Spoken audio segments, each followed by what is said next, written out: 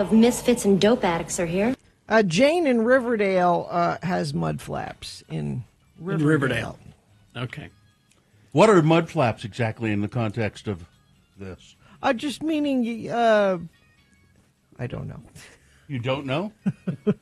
I was looking at the lyrics to the song, and I think it's best not to delve into the that's very... why that's why I said although we might be able to talk about mud flaps, I don't know. Because? Tragedy. Viv Savage. Well, David Kaff. Let me see. Kaff. Let me make sure. I would think it's calf. Kaff. Known as keyboardist Viv Savage in This Is Spinal Tap, has died at the age of 79. Now, he died in the movie. The character died in the movie. Does this mean as all members? Well, will he or will he not be in the sequel? he will not be in the sequel because he died between the first movie and a special that they did. Kaff's role of Savage was limited in This Is Spinal Tap, where he joked about the magic of video games. He said he was capable of playing Nigel's bass line on Big Bottom because I have two hands. Perhaps his most famous line comes from the credits where he says his motto is, have a good time all the time. His final appearance with the band came in their 1984 appearance on Saturday Night Live. In the mythos of Spinal Tap, Viv Savage was said to have died when visiting the grave of drummer Mick Shrimpton. Who had exploded on stage. Yes. But he died at the grave after a buildup of methane gas caused the grave to explode. Totally plausible. Have a good time. A buildup all of the time. methane gas, which would be fart gas. Now, apparently, David... Oh, it's Caffinetti. Caffinetti is is the full... yeah. He was known as David Kaff. He was an actual musician, apparently. Yeah. He launched his music career with the progressive rock band Rare Bird in the 1970s. Well, are you saying that David St. Hubbins and Nigel Tufnell are not actual musicians? I mean, they play their instruments. Yeah, they do. Derek Smalls. He's a great singer and vocal and bass player. You know. To your bed tonight, Is this Rare Bird? and when you lock, Is that a band you've heard of before? No. Me either. But this song reached #1 in both Italy and France. This is David Kaff. Sold more than 1 million copies. This is his band. He also did session work on Chuck Berry's 1972 album, The London Chuck Berry Okay, Sessions. so he was an actual musician. and sympathy This went to #1, huh? is what we need, my friend. This is a nice song, but I don't. There must be other examples of something.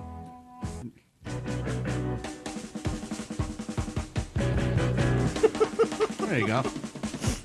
Not I so think he's much. playing the keyboard there. I have two hands. I could do that. Could you? Could you? Really? Yeah, I think I could.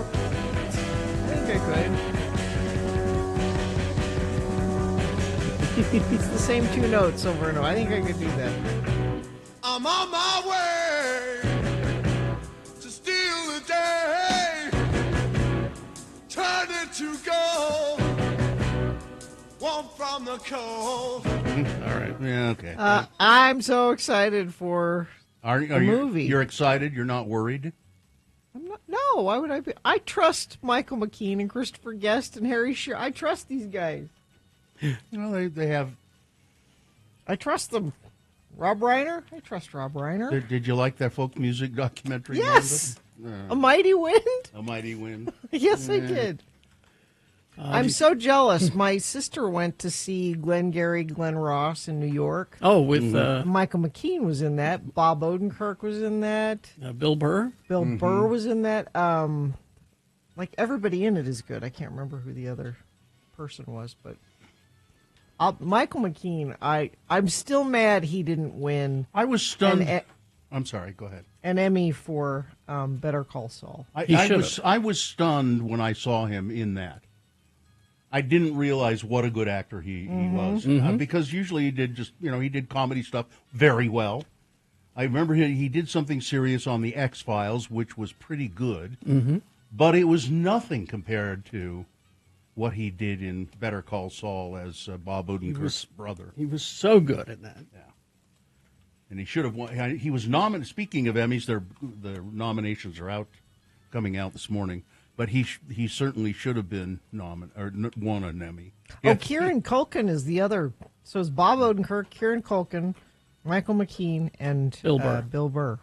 The Emmys coming out today, the nominations, and I was watching The Bear last night, and certainly Jamie Lee Curtis will be nominated and win. Better be. Better be. Because the episode I watched last night where he goes to give her the pictures. Yeah. It's like, that's like holy all her. Yeah. Yeah. And he's really great in that scene, too, because he reacts perfectly. He's And speaking of Rob Reiner, he's in he's all this over season the of Bear. He's all over the Bear. Oh, he is? Yes. He's all right. I think he's I was kind of done with the Bear, but I think he's a con man. I'm not sure. And you've seen we're not we're not sure whether we can trust him or not. He's saying a lot of good things. Yeah. He just seems a little shady, doesn't he? Yeah. A little shady. But I've never been a big fan of Oliver Platt. Platt, yeah. Oliver Platt. He's so good in this season. And whoever the guy is that's playing the computer, I don't know who that is. Yeah, he's good too. Yeah, the All Bear right, is I'll give excellent. it a chance. Oh my God, it was a good season, and it's again up for best comedy. Which anything with Jamie Lee Curtis in that show is not funny. It's depressing anytime she's in it. It's so depressing. I laughed my ass off, Gina.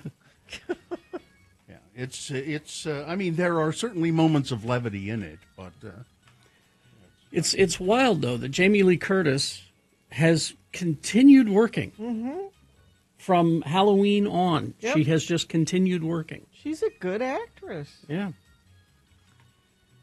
that's why she's. I posit that is why she has continued working. Trading Places. Oh, she was great in that. A Fish Called Wanda. Terrific in that. What was that horrible thing she did with Arnold, though? True Lies. No, she was great in She that. was great in that. Oh, that movie was so horrible. And I've heard her talk about her role in that and how much she hated it. But she was good in it. Awful movie. Awful. You want an awful movie? Sure, I love awful movies. Gina, lay Perfect it with on John me. Travolta. That's an awful movie. Is that the one that Where she's the in? aerobics instructor. Yeah. And they're all sweaty and Is it perfect? Perfect. It's a terrible movie. Yeah. Oh, great, thanks. Even though she's good in it. Great, thanks. That's one of my favorites. You love One of my favorite movies of all time, You Gina. watch it over and over. Yeah, one of my favorite movies of all time. Thanks a lot. God. This has been Farting Around with Carrie, Bill, and Gina on X96, Radio from Hell. You betcha. Okay, we're going to take a break. Excuse me. And then we will come back with your check-ins. 877-602-9696 is the number to check in with us. Any observations, any good mornings, any what you having for breakfast? 877-602-9696. We like to hear from you. You can also text us if you prefer, 33986. All right. Hot Shot Sprinkler Repair and Landscape. Licensed and insured with 42-plus years of experience. Licensed and insured, very important part of that equation. You don't want to hire people who are not licensed or insured. Go to sprinklerwork.com or call Parker at 801-566-8677. Now, the temperature going up does not mean that it's too hot to plant trees. With the right drip system installed by Hot Shot Sprinkler Repair, they can keep your beautiful landscape alive, no issues. Better Business Bureau says that contractor fraud and shoddy workmanship is the biggest complaint amongst U.S. consumers. And Hot Shot Sprinkler Repair and Landscape, licensed and insured with 42 years of experience. You can trust every one of their techs to know what they're doing. They specialize in irrigation, valves, system automation, system updates, dry spots, wet spots, installation, landscape design, drip, Wi-Fi controllers, backflow, stop waste. So schedule a visit at sprinklerwork.com. That's sprinklerwork.com.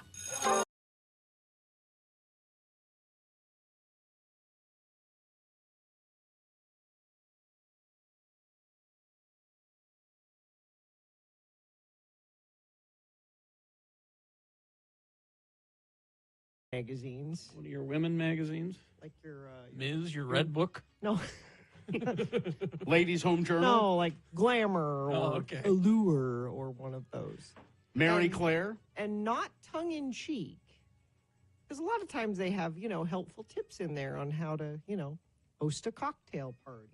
Mm-hmm. They had an article about tips on using weed at parties. Using weed at parties.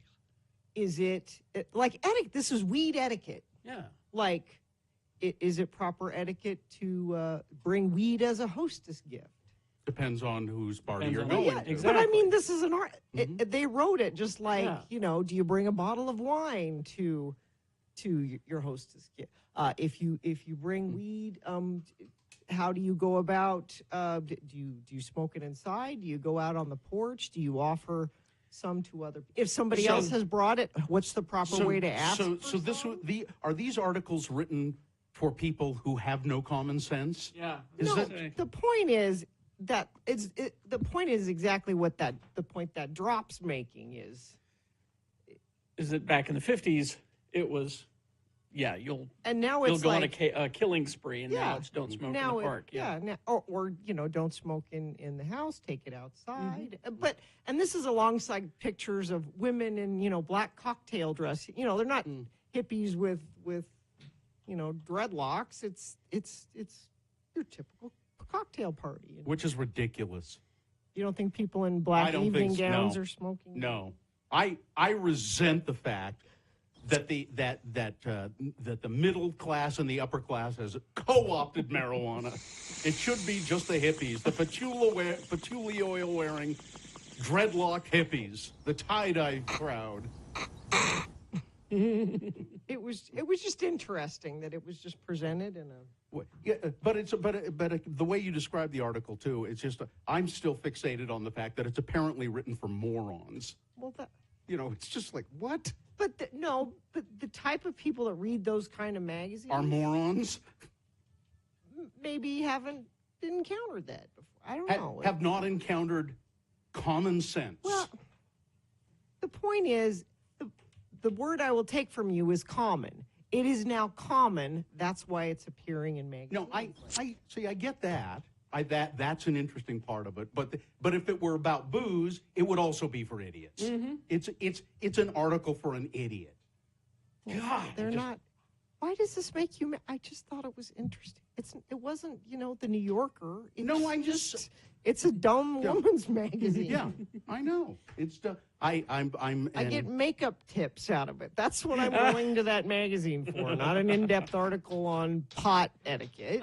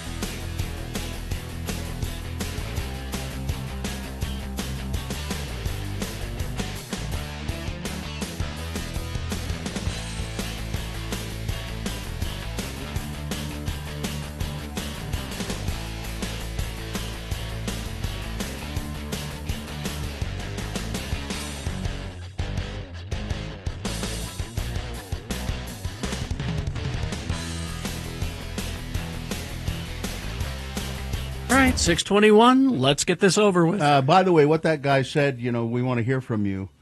Call us at 877-602-9696 or text us at 33986. That's not a reminder. That's a command. Oh. That's what you must do. Are you compelling people? No, not even compelling. It's a command. All You must do that. So call and check in with the Radio from Hell show now. You can text us if you'd like, 33986. One other thing, Mike in Nashville in the chat room says he met Harry Shearer at the Hollywood Bowl in 2018 while waiting for his meet and greet with Dave Matthews. And I just wonder if Harry Shearer was even halfway polite to him or nice to him. Yeah. He has the tendency, apparently, to be not a so... little gruff. He's prickly. Yeah. He's full of Harry Shearer. Anyway, I'm just curious about that. Gina, do we have a sponsor? Yes, Alta Bank has your back with hassle-free accounts featuring totally free checking, no minimums, no fees. Jump headfirst into your future by visiting altabank.com or your local branch today. The moon is 77.0% of full. It's waning. It's a waning moon. And the next moon set will be at 11:19 a.m. today. Today being Tuesday. It's the 16th. Is that right? 15th. It's the 15th. Yeah, I thought that was. I don't know why it's 16th. The 15th day of July in the year of our Lord Jesus Christ, 2025. National Respect Canada Day. I do. Oh, Canada. It's National I Love Horses Day. I do too. You really love horses. I do. Canadian horses? Sure. It's National, and I really love this, I Love Orange Chicken Day. Orange chicken's good. I love orange chicken. It's Tapioca Pudding Day. Oh, yeah. And Arctic Sea Ice Day. The sea Love ice, it while which you is can. which is disappearing. Pity the poor polar bear. And this is an all-new edition. It's a live edition of the Radio from Hell show, starring the Lords of Morning Radio. It's Gary Jackson right there, putting on his work hat. Hello, I'm Bill Allred. Hi there. Hi. Gina Barberi right over there. Good morning, Gina. Good morning. Katie for short is our fine producer behind me. And is it Maya helping out today? Hi, Maya. In the producer's booth, and the dog, Vax, is there too, I'm sure. Yeah. Oh, he's not sleeping. It's too hot to sleep. Yeah. Yes, once again, we swelter in the studio. Yep. And it's not pleasant. No. It's not pleasant in the slightest. And you know what? I don't think it's going to change all summer long. No? Nope. All right. Let's get some calls. Adam is here. Hello, Adam. Good morning. Thanks for letting me listen. Mm-hmm. Geek Show says hey. Hey. And Gina, Yep. I believe in you. Oh, thanks, Adam. No one else does. You're it. You're the only one. Your mother does. No, even she questions it. Really? Really? Oh. That's pretty pathetic. Unfortunate. What's up, Adam? So your Spinal Tap song this morning actually gave me an idea for an Expo question. Oh. Okay. So every time I watch that movie, the Stonehenge scene just kills me. Sure. So the Expo question is, what movie scene, no matter how many times you see it, makes you laugh, just cracks you up every time? I mean, Yeah. I laugh at the Nathan, Arizona cops in his living room scene in Raising Arizona. You are disturbing the victim. I don't know how many. Down, Johnny. Nobody sleeps naked in this house. I don't know. They got Yoda's in S on them. I will laugh out loud every time I see that. When Marlon Brando's playing with his grandfather and the grandson in the grape vineyard, and then he clutches his chest and dies. It cracks me up every time. Hilarious. Yeah. I'll write it down for an X poll. Maybe we'll do that one. Yeah. Thanks, Adam. Thanks, Adam. Blind man scene in Young Frankenstein. Oh, yeah. Oh, yeah. All right, thanks. Gene Hackman doing a comic turn. I was going to That's make pretty an funny. espresso. Yeah. Thank you, Adam. All Which right. apparently he ad-libbed. Really? Yeah. Oh. Braden. Hey, Braden, what's up? Good morning to all of you, and thank you for letting me listen. It's our pleasure. Just wanted to simply call this morning and say good morning, and I hope you all have a great day. Would it be useful to call Larson HVAC and Plumbing Well, they to don't- maybe come and do some work on the AC? They don't do, this is industrial. This is a Yeah. commercial. This is a huge building, Yeah. and it's, Like I said yesterday, I can't wait to go home because my house is nice and cool because Larson put in my AC there. But yeah, this is a whole other wonderful. animal here. I'm I know. afraid. I'm thinking Well, of I will be wishing. I'm thinking of hiring some young men to come in here with those big fans and just stand around and fan us. Well, I hope all of you have a awesome day, and I hope it gets a little bit more cool in the studio. for Thank guys. you. Thank you. Thank you, Braden. See you, Braden. Let's see. Bus driver Troy checking in. Tap into Tuesday. Yeah. What a terrible song. No, that's a great song. Let's see. Mixer driver Shane checking in from Orem. Retired Johnny checking in from Murray. Quinn the barber checking in. Back to the grind. San Diego Eric checking in. Gina, Petco Park has been voted one of the best baseball stadiums in the league. I'm a fan. We had a really good time there. Mike in Nashville checking in. Paul McCartney pre-sale is today. Wish me luck. He's only doing like 15 shows, I Is think. that it? Zane of Dallas checking in. Kilgrave isn't the doctor anymore. Did Handsome Bill Allred's dinner last night give him a big bottom? Gave me a big belly. Ron the Carpenter had Fruity Pebbles today. Oh.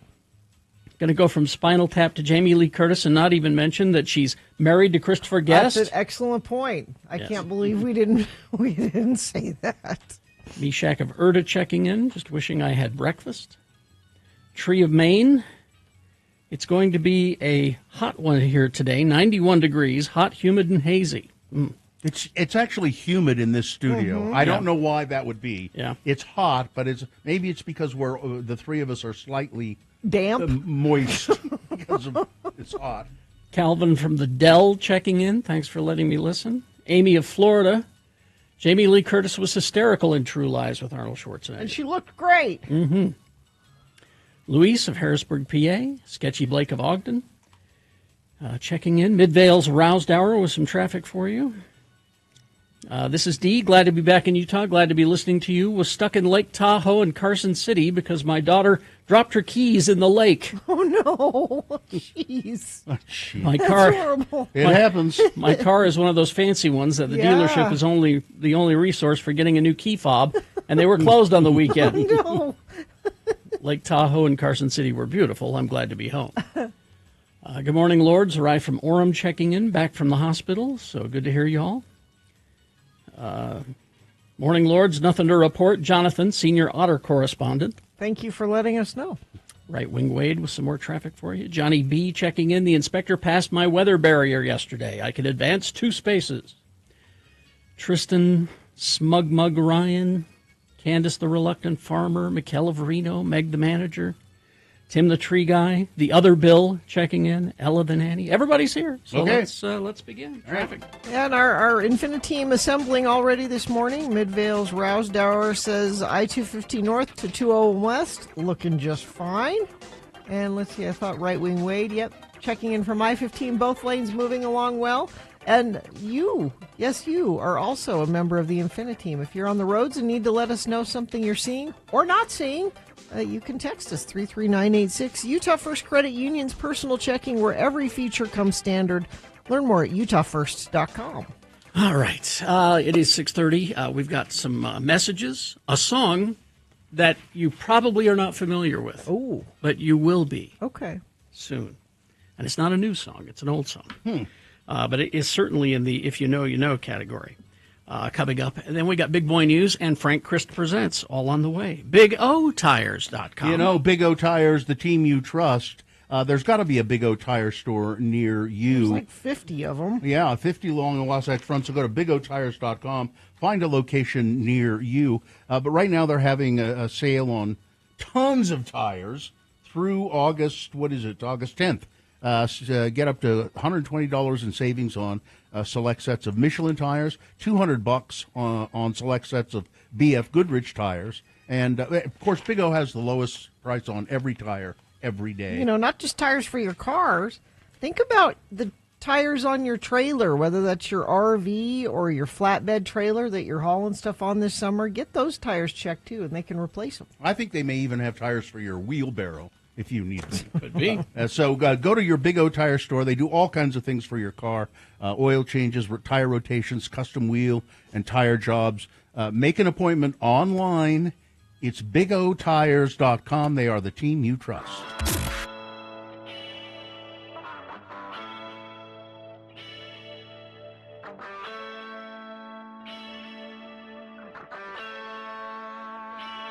Time once again for one of our new regular features. It's called Hello, sailor boys. Sail the seven seas. I have sailor mail from Festus, who's at boot camp at the Recruit Training Command in Great Lakes, Illinois. It says, Festus is Gina's son, ladies and gentlemen. Most of you know that, but it doesn't help to reset. "Hey, Mama, 19 days till graduation. I've been a lot busier the last few days, and being busy makes it more bearable living with 90 18 to 25-year-old males. It's usually hard enough just living with myself. We passed our bunk makeup and personnel inspections almost flawlessly and are currently at the top of our training group." Now wait, so they inspect their bunk, they inspect their makeup, and they have training sessions. I didn't know they wore makeup. Apparently. the camouflage makeup, Our drill or marching inspection is in 2 days, so we've been marching for at least 2 hours a day to practice for the coming week. Next week, we're going to do guns. You know how much I love guns. USA, USA. And the week after that, firefighting training. We're pretty much on our way to being the cat's pajamas, but like in a cool military way. Last night for dinner, we had pulled pork and potatoes, too, so you could say it could be worse. Yeah. By the way, I think Pulled Pork and Pistols should be the next Clint Eastwood movie, probably, if he hasn't died already. Has he? I want to know everyone who's died since I've been here. I missed the news. I really went from 0 to 100 knowing everything that was going on, coming here and knowing diddly squat. So give me the headlines. By the way, I appreciate the friends of the program that have sent me letters telling me what's going on, too. I love you so much, and I can't wait to see you when I get out. And the mountains. I also want to see the mountains. Sorry if you haven't gotten my letters. The Navy's mid-pandemic postal service is not up to par, but I'm getting more of them recently. P.S. I know my handwriting is atrocious, but really, who is expecting any more than that? Love, Festus. I also got a message from his wife yesterday who said, "Has Festus called you today?" No, I haven't talked to him. He hasn't called me the whole time he's been gone. He gets a few phone calls, and they always go to his wife. Mm-hmm. How long has he been gone now? He left on July 26th. Okay. So, I said, "No, he didn't call me today. Why? Is anything wrong?" And she said, I was driving and I missed his call, and I'm wondering if he called you instead. I said, "No, I didn't hear from him. Let me know," because they have scheduled calls, so you're close to your phone when it's supposed to happen. And she texted me a little while later, and she said, "Well, he was supposed to get a long phone call for me, but someone in his division thought it'd be funny to put shaving cream in somebody else's boot, and so the whole division didn't get their phone call." Oh, really? Those swabbies, those jacktars. Really? This far in, we're still doing stuff like... That's what you do when you sail the seven seas. So they punished the entire unit? Yes. Because one guy? Yes. Yes, because you are supposed to be as one. Mm-hmm. I don't want to be that one guy. So I can you saw imagine? Full Metal Jacket. I know how they take it out on you, you know? Can you imagine saying, I get to call my wife, I haven't talked to my wife in a week, and I get a 5-minute window of a phone call, and they take it away from me because some jerk in my division decides to fill a boot with shaving cream. I saw what That's the happened. Navy for you. I saw what happened to Vincent D'Onofrio in Full Metal Jacket. The socks with soap in them, you know. Yeah. They hold him down, and I don't want to be that guy. No. Well, don't join, and don't put cream in anybody's boot. No. Well, But I want to thank friends of the program again. I got lots of letters for Festus that I've been printing off and sending to him. And yes, he appreciates the news, as he keeps saying. It would be hard. Like, for us, we do this every day, and we are very involved in the news. Can you imagine being, I know Carrie tries to go on blackout sometimes, but can you imagine being not even having access to the news if you wanted it? Like, you have no idea. It would be delightful. You think so, but it would drive me crazy. Well, it's like I said, it's because of what I do for a living that I'm paying attention to things. If I was not doing what I do for, this radio show and Geek Show podcast, I wouldn't pay attention to most of that stuff. Yeah, I would let a lot of stuff slide. I think I would just let it all go, But I had to write him a letter and tell him Chadwick Boseman died. Oh, you didn't know about that? You had to? Well, no, that's what he wants to know. He's like, I need to know who died. Tell me who died. Stop. He thinks he wants to know that. Keep it from him. Hide the ugly truth. How's he going to go on now that he knows that Chadwick Boseman is gone? And Wilford Brimley. I told him about Wilford Brimley. Mm-hmm. And well, that one was okay. Yeah. So, well, this has been Hello, sailor boy. on X96. So if you have a son in the Navy and would like us to read his letters on the air, please send them to Radio from Hell at x96.com.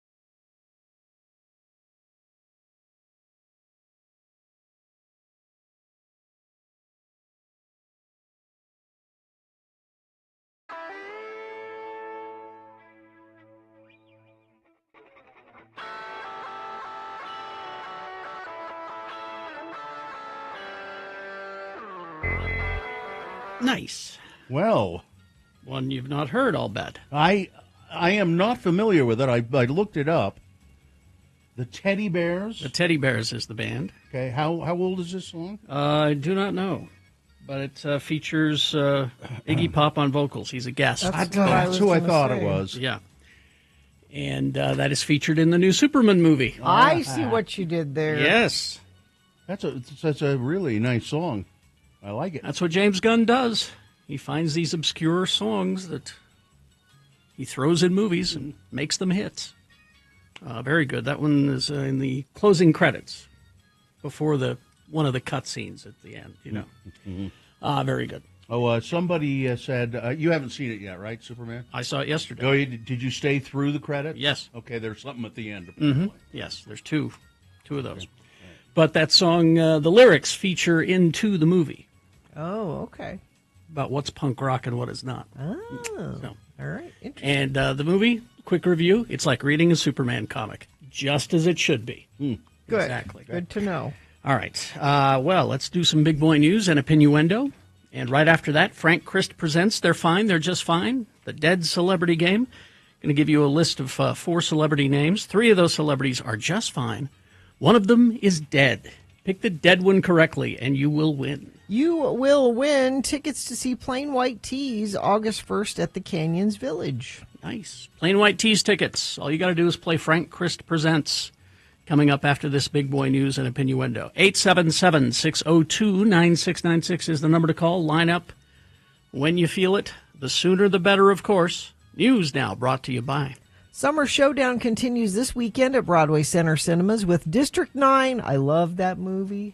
And Annihilation. I don't think I've seen it. It's starring Natalie Portman. Good opportunity to check that out. Also, Ari Aster's latest film, Eddington, starring Joaquin Phoenix and Pedro Pascal. So they do the new movies there as well. Get tickets and showtimes at slfstix.org. I wonder what fresh horror Ari Aster has in store for us with Eddington.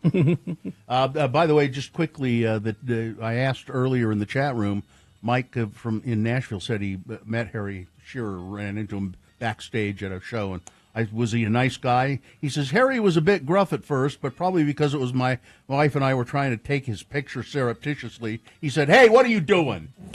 And then our faces went red, and he said, I'm just kidding. Get over here, and I'll pass it. Then have a picture. Nice. So he was nice. Peter Jackson is responding to claims that he's done with filmmaking. 63-year-old Lord of the Rings director directed his last narrative film in 2014, 11 years ago, with The Hobbit, Battle of Five Armies. Since then, he's shifted focus to producing and directing documentaries. Now Peter is answering whether or not he's retiring from directing movies. According to Peter, no. I'm not ready to call myself retired from the world of filmmaking just yet. He spoke to Screen Rant about the future of his film career. No, I'm certainly not retired. We are currently working on 3 different screenplays. I'm at the moment writing 3 different scripts, he told the publication. Peter says, though, he's currently enjoying making documentaries, but he's got a hobby. His crocheting? His main priority is Colossal. It's a biosciences company that he's invested in to the tune of many millions of dollars. And the company is in the process of trying to bring back an extinct New Zealand bird called the giant moa. Okay. What could go wrong? This sounds like it might be for a movie. No.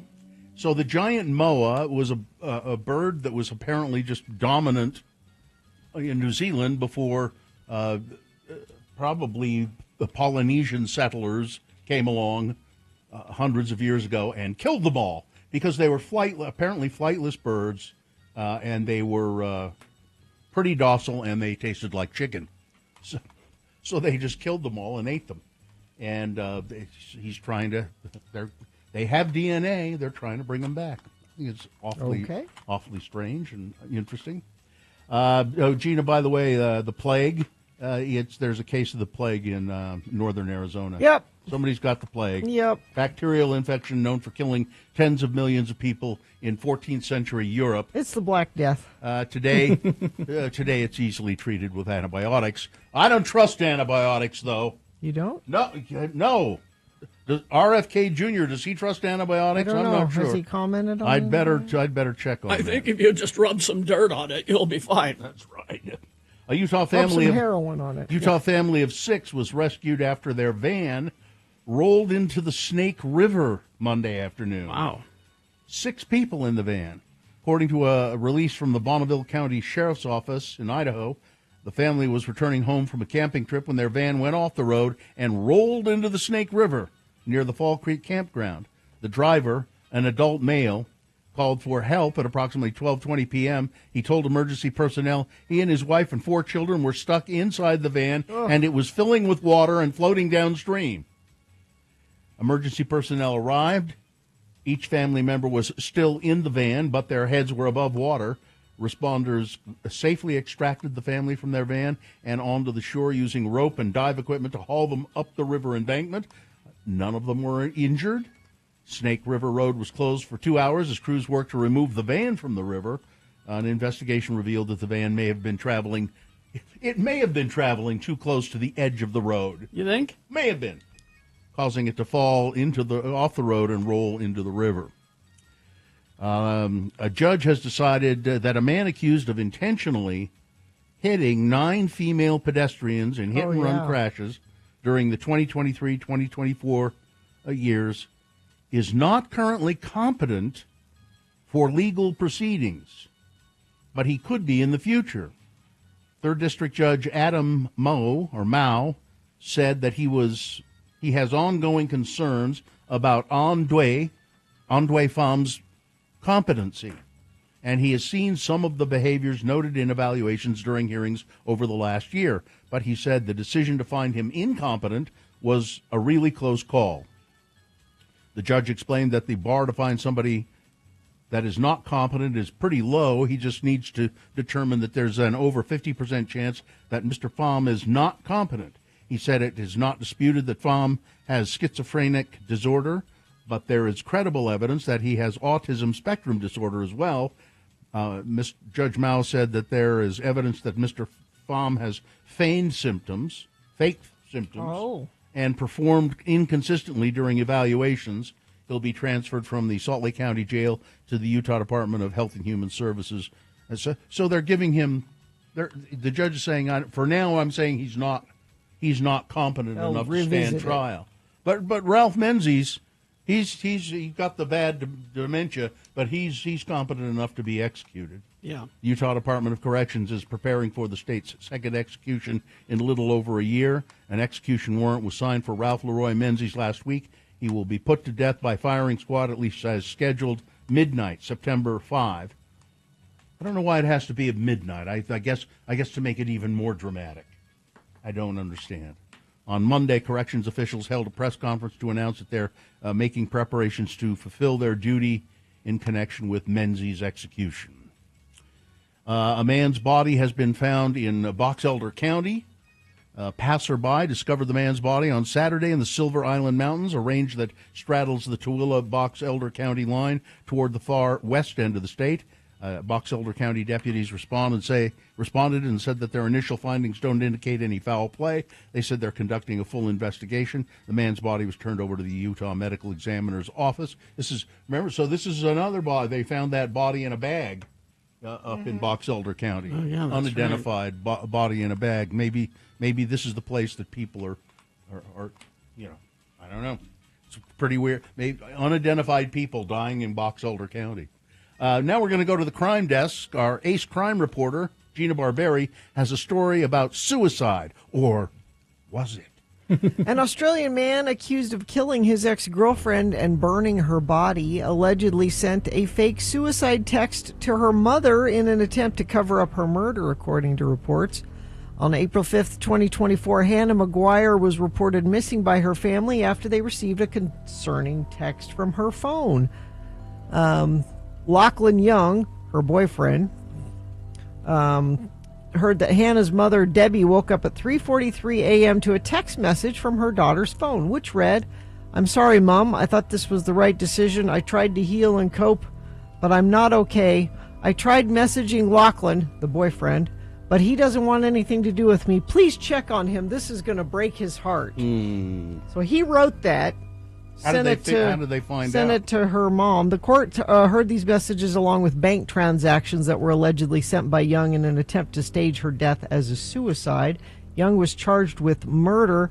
He allegedly admitted to killing her and sending the fake suicide note. So I guess he came clean. He felt bad about it in the long run. I'm sorry. Almost brilliant, though. Yeah. In a way. The Supreme Court on Monday allowed the Trump administration to move forward with plans that would lead to the shutdown of the Department of Education. The court granted a stay that lifts a lower court's injunction blocking mass layoffs at the agency, affecting nearly 1,400 employees at the Department of Education. The case ended up before the Supreme Court after a group of school districts, unions, and a coalition of nearly 24 Democratic-led states sued to stop the layoffs. The lawsuits claim that the mass layoffs would mean that the department would be unable to carry out key federal obligations, including administering student aid, supporting special education services, and enforcing civil rights protections. Well, we don't need any of that crap. Trump has acknowledged that only Congress can formally eliminate the agency. He's just going to gut it. It's going to be Linda McMahon sitting alone in an office with a rotary dial phone on a cheap desk, and so Congress will go, well, there's no point in keeping that around, and they will eliminate it. In the meantime, states are suing the Trump administration over billions of dollars in frozen funding for after-school and summer programs and other programs. And it's important the way you put that.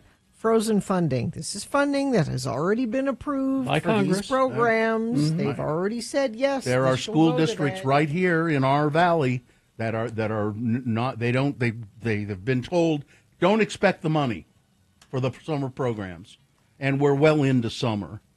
Alden Cazares is one of 1.4 million children and teenagers around the country who've been attending after-school and summer programs at a Boys and Girls Club, the YMCA, or a public school for free, thanks to federal taxpayers. Congress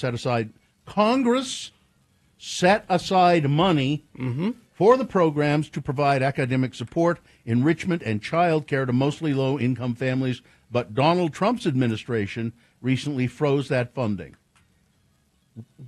On Monday afternoon, more than 20 Democratic-led states sued the Trump administration, that's what I guess the previous story, for the release of that money led by California. The lawsuit alleges withholding the money violates the Constitution and several federal laws. I would say right now, California, stop giving money to the federal government. Yes. Just withhold, because California gives the federal government millions and millions and millions and millions of dollars. Millions, yeah.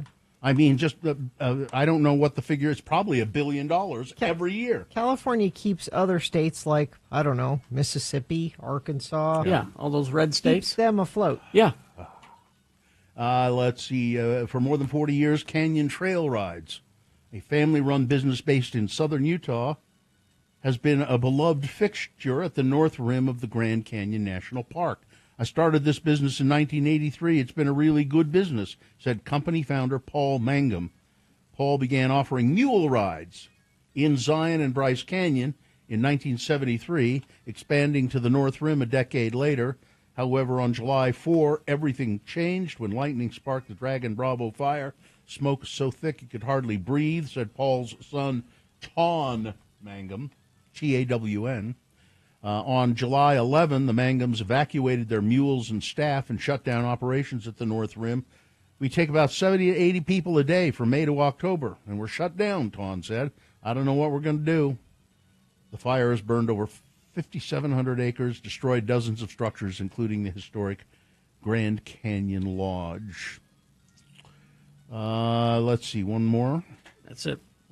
France's First Lady has taken her case against two women over claims that she used to be a man to the highest appeals court in France after a lower court let them off, her lawyer said. On Thursday, the Paris appeals court overturned earlier convictions against the two women for spreading false claims that went viral online that Brigitte Macron, 72 years old, used to be a man. Disinformation on Macron's gender has circulated on social media for years.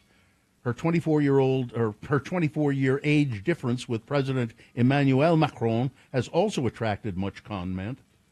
Brigitte Macron filed a libel complaint against two women after they posted a YouTube video alleging she had once been a man named Jean-Michel Troginon, who was actually her brother.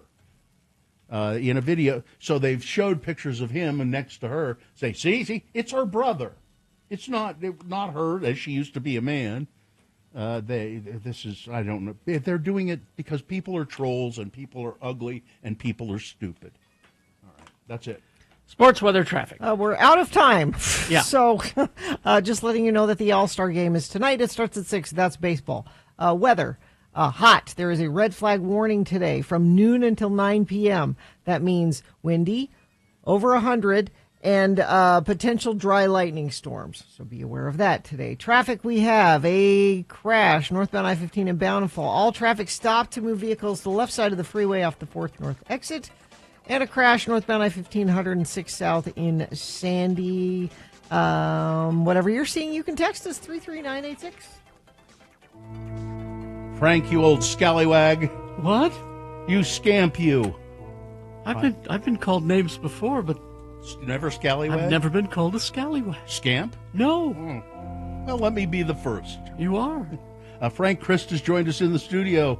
Thank you. It's cooling down a little bit. Frank is a Grim Reaper. There are many Grim Reapers, yes, but he is charged with reaping the souls of celebrities, and he doesn't like that. No, because I love our precious celebrities. Don't you? I do. Yes, I do. Very much so. Everything they say and do is right. I watch The Bear, and I love every single one of those people. Oh, they're wonderful, all of them. Yes. So Frank, it's his curse to have to reap the souls of celebrities because he loves them so much. I love them so much. Frank goes to the scene of a celebrity death, makes sure that they're dead, doesn't kill them, it just makes sure that they're dead. Sometimes you have to wait a few minutes. Sometimes. Oh, occasionally, if they're really ornery. Yeah. And then he collects their soul, their essence, puts it in the sidecar of his electric scooter, and takes it to the distribution center. And then from there, I don't know. we play. Hell, it's hell. It's hell. Well, Usually. We play a macabre game called Frank Chris Presents. They're fine. They're just fine. It's a dead celebrity game. The contestant has to identify a dead celebrity on a list of celebrities. And who do we have to play? Looks like Tommy is here. Tommy, good morning. How are you? I'm fine. I'm just fine. It's Thank good you, to hear, Tommy. Tommy. What can Tommy win if he identifies the dead celebrity? Tickets to see Plain White Tees August 1st at the Canyons Village at Park City Mountain, part of Park City's Concerts on the Slopes, this summer's concert series. All right, Tommy, because it's Arctic Sea Day, or Sea Ice Day, Frank gave me a list of actors in movies set in the Arctic or Antarctica. Identify the dead celebrity, you'll win the prize. Here we go. Number 1 is Donald Moffat. He had a prolific stage career and was nominated for several acting awards. He was also in many movies. Notably, he played Lyndon Johnson in The Right Stuff. He was in Clear and Present Danger. On TV, he appeared in Columbo, The West Wing, Dr. Quinn, Medicine Woman, and Tales of the City. He was Gary, the station commander in John Carpenter's The Thing, set in Antarctica. Number 1 is Donald Moffat. Number 2, Lolita Davidovich. Best known for portraying Blaze Starr in the film Blaze. She also had roles in Leap of Faith, Raising Cain, Intersection, Cobb, Gods and Monsters, and Play It to the Bone. She was in Mystery Alaska, about an outdoor hockey game in Alaska. Number 2 is Lolita Davidovich. Number 3 is Barry Pepper. Best known roles were in Saving Private Ryan, the Green Mile, When We Were Soldiers. He was Lucky Ned Pepper in True Grit. He starred as Robert F. Kennedy Jr. in the Canadian-American TV miniseries The Kennedys. He was in The Snow Walker. Would you ask your monkey to be quiet, please, Tommy? He was in The Snow Walker, where a bush pilot struggles to survive in the Northwest Territories after his plane crashes. And then number 4, Angie Dickinson. Dickinson appeared in more than 50 movies, including China Gate, Cry Terror, Ocean's 11, The Sins of Rachel Cade, The Killers, Point Blank, Big Bad Mama, and Dressed to Kill, and of course she was Policewoman on TV. She was in Death Hunt, an action film set in the frozen Klondike Northwest. That's Angie Dickinson. So which one of those actors is dead, Tommy? I'm going to go with number 2, Narita. Lolita Davidovich? No. She's fine. She's just fine. She's fine. I'll give you a second chance, though, Tommy, okay? Listen carefully. Is it Angie Dickinson, Barry Pepper, or Donald Moffat? I think it's Donald Moffat. Yeah, Donald Moffat. It was. We believe, unlike Frank, we believe in second chances here. Donald Moffat died in 2018 at the age of 87. Congratulations, Tommy. You won the prize. Thank you so much. You're welcome. Hang on the line. Katie will tell you how to get your prize. All right, well, I have to go check on Linda Ronstadt. Oh. I don't think she's fine. Little roly-poly Linda Yeah. I Ronstadt. think she has problems. 79 today. Yeah, she's, yeah. Ariana Huffington, 75. Golly. I got a clue for you. Her accent isn't real. It's not? No, I don't think she'll ever die. no. Goodbye, everybody. Goodbye. Goodbye, Frank. Crash, I-15 northbound just before 106 South exit in Sandy. Vehicles on both shoulders, slowing traffic down in Draper. Possible rollover crash northbound I-15 approaching 4th North exit in Bountiful. They had to stop all traffic to move vehicles from the left side of the freeway off at the 4th North exit. Business owners, do you owe $15,000 or more on employment taxes and don't know what to do? McClure & Stewart, your local trusted tax attorneys. Go to McClureandStewart.com today. KXRK Provo, we will take a break. We'll be back with all kinds of things, including a boner of the day. Stand by. Did you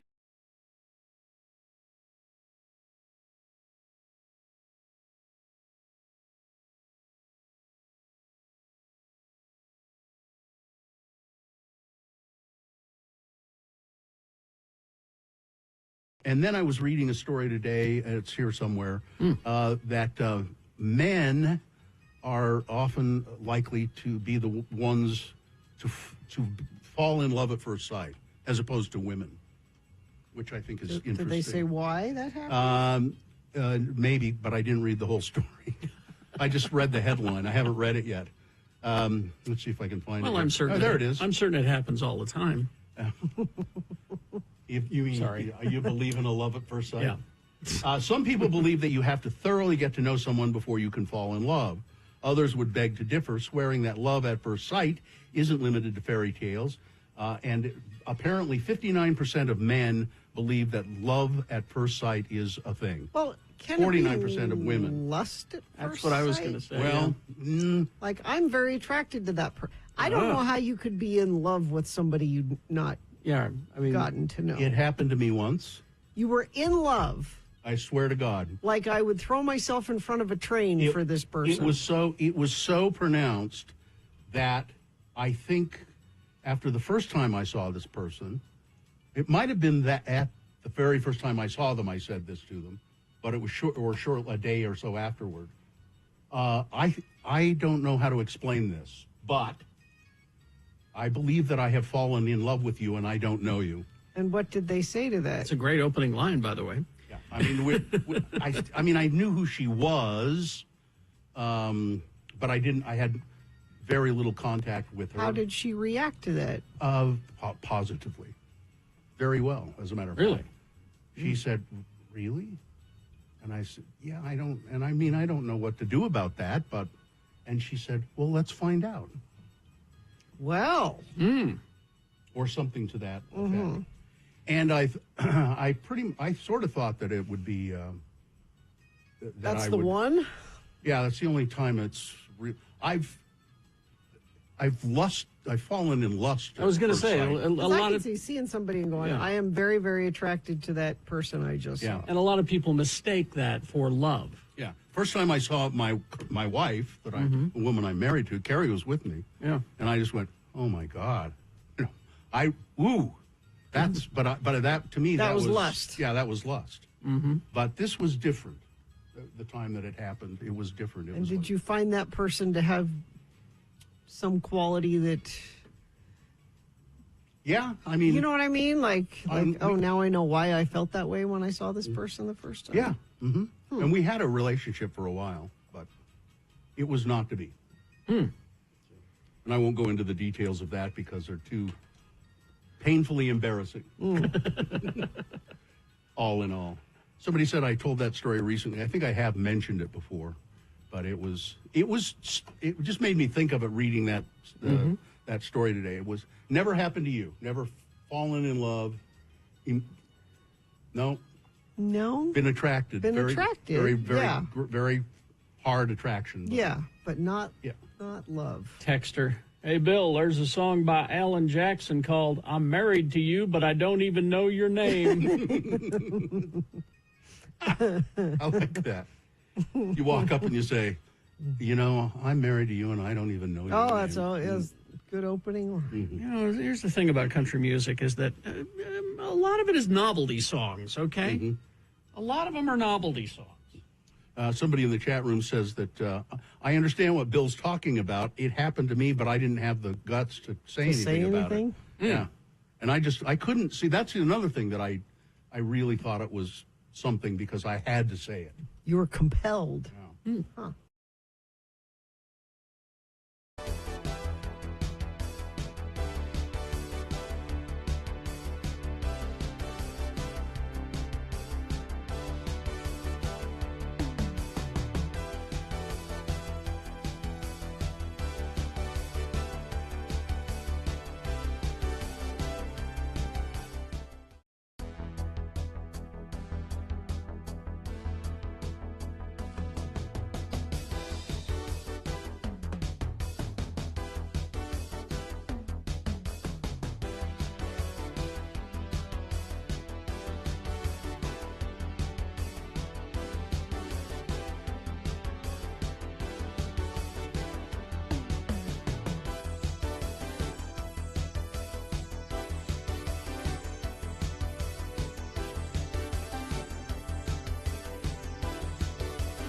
at 33986. Oh. Like Kathy in Alpine texted us. In Alpine? Yeah.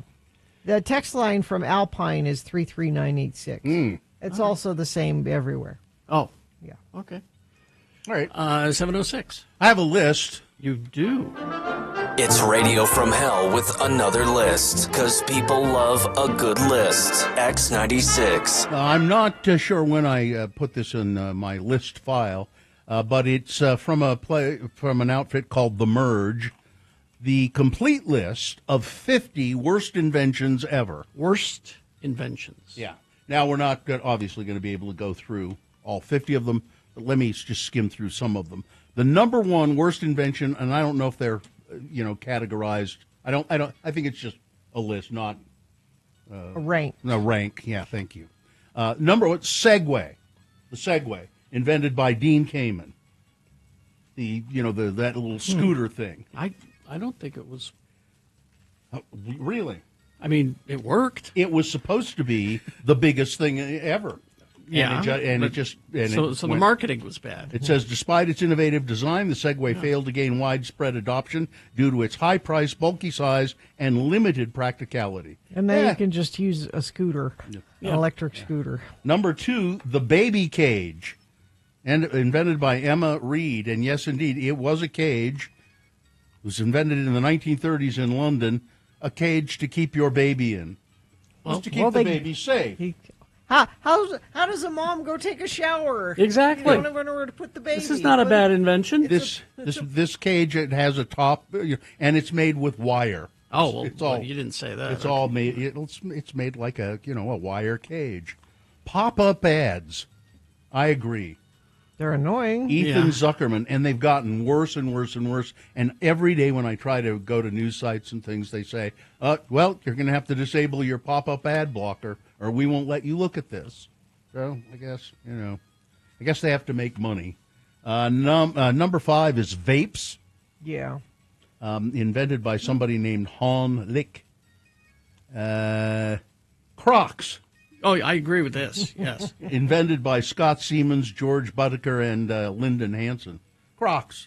They're terrible. They're made with non-biodegradable material called Crozlite. Yep. They will be in the landfill forever. Yep. Let's see. Single-use coffee pods. Yeah. Terrible invention. I extremely popular and revolutionized. Yeah. But still. So like you go to an Airbnb like I did this weekend in Moab. Yeah. And there were several people staying in the same house. And one of the people, when we got there, had been she had been there for a while. She said, I had to have some coffee, and I just the only thing were these coffee pods, and I had to have one. And I felt terrible about it. She was apologizing for it. Yeah.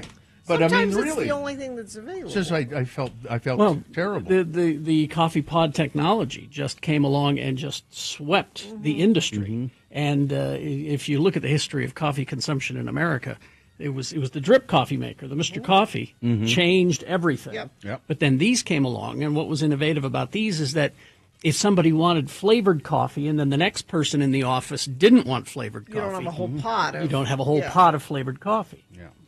And they're again. So what's so bad about that? Well, the pods themselves are again bad for the environment. If they could come up with a reusable one or a biodegradable one, there are some that are recyclable. Really? Yeah. You save them and mail them back. Technically, yeah, and then they throw them away at the company. Allegedly, they just throw them away. A couple of things, and we don't need to dwell on these: smartphones and social media. Among the worst inventions of all time. I disagree about smartphones. Yeah, I don't know about worst inventions. Social media certainly has warped the nation, but smartphones. I find this phone that I have right here exceedingly useful all the time, and I'm not absorbed in it like my kids are, for instance. Both of them constantly watching videos on their phones. Let's see, plastic bags like Ziplocs. Mm-hmm. Yeah. Again, bad for the environment. Revolutionary when they were invented. understand their usefulness. But, the pet rock. That was invented by Gary Dahl. I disagree. That was genius. Yeah, I think that's I got people to buy rocks. Yep. It was kind of genius, wasn't it? Let's see. The parachute coat. This was designed in 1912 by a German tailor named Franz Reich. And he thought that this coat, which had sort of a parachute like that you could jump out of a plane with it. Yeah, that's not a good idea. And it would work like a parachute. No. It wasn't. It didn't work. Let's see. They say chewing gum. Oh, here's the banana slicer. This is specifically designed. Do you need a banana to slicer? slice your. Well, that's the point, isn't it? Yeah. Yeah. Why not? You could take a knife and just slice it up, but no, we need to have a banana slicer. Diet water. What? Yep. The Japanese company Sapporo in 2004 thought of creating the dumbest invention ever. They came up with the concept of diet water that had everything that normal water had, added weight loss properties. With added weight loss properties, which is funny because water already has 0 calories. But they claimed they had added extra peptides, which would help with weight reduction, which is nonsense. Yeah. Nonsense. Yeah. But people bought it. Let's see. The pet spa. Spa? It's a nice little home spa for your dog or cat. That might be nice. Okay. Smell-o-vision. How did that work? Not very well. It was a short-lived invention that tried and failed to bring smells into your movie experience. The smell-o-vision was only used once in one movie till now, Scent of Mystery. It was written specifically with the gimmick in mind and was an epic failure. It was a scratch and sniff card. It wasn't even like they released something into the room. Some smell-o-vision did that. Some smell-o-vision did that. The first one was a scratch and sniff card, where it said, scratch number 3. Didn't John Waters do a smell-o-vision movie? He did, yeah. Yeah. Let's see. I don't know what that is. I do like, though, at Disneyland when you're doing soaring over California and you go over the orange groves and you can smell the oranges. I do like that. Yeah. That's smell-o-vision. New Coke. Coke. Nobody liked it. I liked it. I had no idea why. But it wasn't necessary. No, I guess they thought they were worried Pepsi was getting too popular. You guys remember the Pepsi challenge? Yeah. So they tried to, yeah. Well, because traditionally in the Pepsi challenge, people said they liked the taste of Pepsi better than Coke. Mm-hmm. So Coke said, well, let's make Coke taste more like Pepsi. Yeah, that's what they tried to do. But if you want a Coke, you want a Coke. Yeah. Mm-hmm. You don't want a Pepsi. No. But how can you miss Coke if it won't go away? So you take it away and people miss it and it's still number 1 now. Yeah. Let's see, Farmville. People love it. That game? Yeah. Oh, yeah, people loved it. Its design encouraged addictive behavior, with players often compelled to check in multiple times a day to avoid losing progress. Mm-hmm. This led to excessive screen time, causing distractions from real-life activities and reducing productivity. Oh, this is a good one. I wish you could see the picture. The shoe umbrella. It's a little attachment that you can put over your shoes that looks like an umbrella when it's raining. Why don't you just make the shoes out of the thing that the umbrella's made out of? Because this is nice leather. Yeah. Let's see. We hope you'd enjoyed another list with Radio from Hell on X96. The next 2 were tanning beds and the atomic bomb, so that shows you the range. Oh, man. Multi-vehicle crash northbound I-15, 106 South and Sandy. Highway Patrol stopped all traffic to move vehicles from the left side to the right side of the freeway. Traffic is backed up almost to 146 South in Bluffdale. It is a dead stop through there. So if you're trying to go north out of Utah County, that's probably going to be an issue for you for a bit. Dennis in Tooele County says slow and go at Lake Point. Yeah, I'm afraid that's the case forever while they do that construction. But thank you for letting us know, Dennis. Dennis texted us at 33986, and you can too. Now through August 10th, get up to $200 savings on select sets of tires. Plus, Big O Tires offers expert service on brakes, alignments, oil changes, and more. Big O Tires, the team you trust. All right. Boners. Boners coming up here. The candidates you'll be voting for. Number 1, I have left my wife behind. Where? I am not sure. Boner candidate number 2, no good deed will go unpunished. And number 3, stealing fresh food from those in need. All right, Spelter of the Day, Big Boy News, all coming up after some messages and a song. Stand by for that. Stockton 12 Honda. Your neighborhood Honda dealer in the Southtown Auto Mall, Stockton 12 Honda. They're having Honda's summer event. It's a big sale they're having on Honda's automobiles of all kinds at Stockton 12 Honda.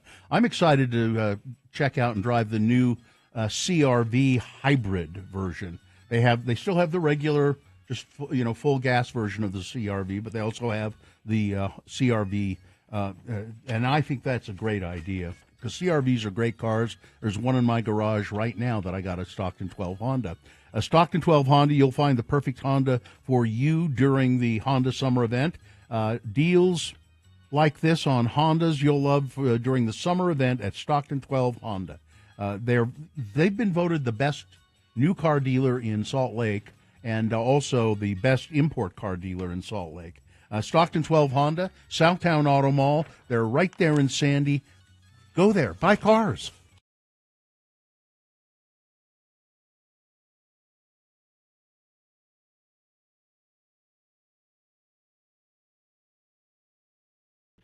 And now is your opportunity to call and talk to Chainsaw Guy at 877-602-9696. Welcome back, Chainsaw Guy. Thanks very much. It's nice to be here. We're waiting for some calls, and I can offer advice to people, but I heard earlier someone named Allison. Yes. And she was going to go to a Halloween party as Fred Durst, and she wanted to know what companion she should take. A companion costume. Yeah, and I've got the perfect one for her. You do? Yeah, it should be a bag of dirt. Oh.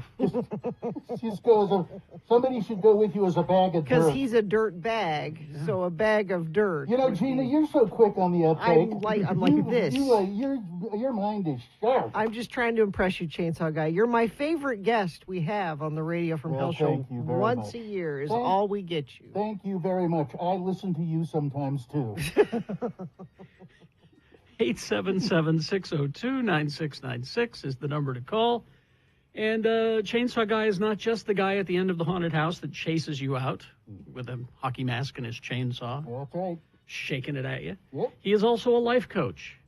How did you get certified? Kerry, I am, and I'm proud to say, a self-certified life coach. Self-certified? Yes. There's an online program. It's like how you can get, so you can marry people. Is that it? I didn't even go that far. No, you didn't. He just certified himself. I just said, hey, right. Guess what, buddy? You're a life coach. And tell you what, we will give Radio from Hell trick-or-treat bags. Oh, see, the tote bag is like now a it. trick-or-treat Yeah, bag. I like it. 877-602-9696 if you have a question for Chainsaw Guy. Let's begin with Emily. Hello, Emily. Hi. Hi. Hi there, Emily. What's your question? Hi, Chainsaw Guy. My question is, how do I stop drinking so much coffee? I need to quit drinking coffee. So, Chainsaw Guy, what do I do? Well, if you were to stop drinking coffee, baby, here's what you do. I would do the converter, and you put it down, and you put it on. You could use a carrot if you want, but I would say no different. And I think the simplest way to do this is to open the front of the public service. I really think that every time, and then just go and then you try whiskey. Try whiskey. Whiskey, yeah. There you go. All right. There you go. Thank you, Emily. We'll hang on the line, and we'll get you. We'll get you your trick-or-treat bag. That was a pretty easy one, really. Yeah, it was. Yeah. Well, let's go to Jim now. Okay. Hello, Jim. How Hey, are Jim. you? Hey, it's Tim, actually, but that's okay. All right, fine. That's Tim. all right. Jim, I don't give a damn. What's your question for Chainsaw Guy? Hey, Chainsaw Guy. What should I do? Where should I look for a list of 20 sauces that would enhance any meal that I have? 20 sauces that would, I don't know. I don't think there are 20.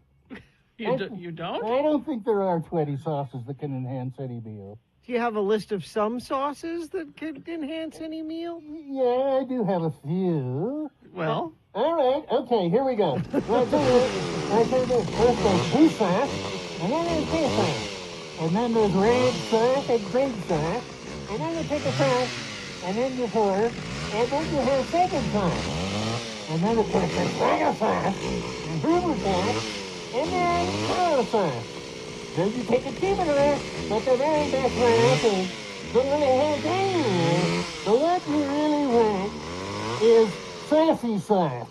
Saucy sauce. Saucy sauce right. is the best one, yeah. there you go, Tim. We'll put you on hold, and we'll get you a Radio from Hell trick-or-treat bag. I don't think Jim deserves it. Tim. It's Tim. I don't give a damn. I don't think you want to make Chainsaw Guy mad. Well, here's a text question for Yeah. Chainsaw Guy. Okay. Hey, Chainsaw Guy. Yeah? I really don't enjoy Halloween because of some personal issues. Any advice on how I can get to enjoy this holiday once again? Oh, boy. That's tough. I don't know. Well, here's what I would do. You know, if you don't enjoy Halloween, it's up to you. I don't think it's or not another. Maybe you ought to do this. You ought to take it and don't use your hands, but do it over. And then you put down the hand, and then I think my best advice to you, and the whole thing is, I think really, you just ought to get the hell out of this country. Oh, man. Wow. He did not take very well to that. Well, you don't like Halloween. I mean, I had some suggestions there, but the more I thought about it, I said, just get the hell out. I mean, after all, this is Chainsaw Guy's, This is your livelihood. This Damn is where betcha. where you make your living. You said it, Sparky. Oh, all right. Well, Chainsaw Guy, thank you so much. Could I listen, I got a busy day. You do? Yes, I have to go. First, before tonight, before the haunted houses open, I have to go terrorize some old ladies at a nursing home. No, don't do that, Chainsaw No, they Guy. love it. They love it. They love it? Oh. They love it. They love Chainsaw Guy. Of course they do. Little old ladies, they love me. They love the smell of gasoline from my chainsaw. I didn't know that. Okay. All right. They call him LLC. The ladies love G. Yeah, that's Ladies right. love Chainsaw Guy. One old broad even got me tattooed on her. Really? Yeah. Wow. Yeah, all right. That's devotion. Well, Thank you, Chainsaw Guy. It's my favorite time of year, Chainsaw Guy, when you stop by. Thank So you. long.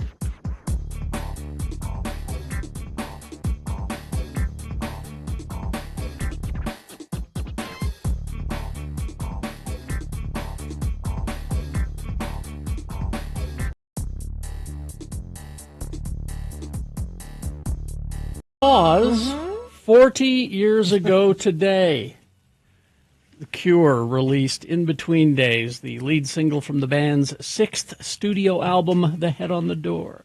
It seems like yesterday. Yeah, right. Okay, time now for Boner of the Day. 3 news stories. These will be examples of bad, stupid, or funny human behavior.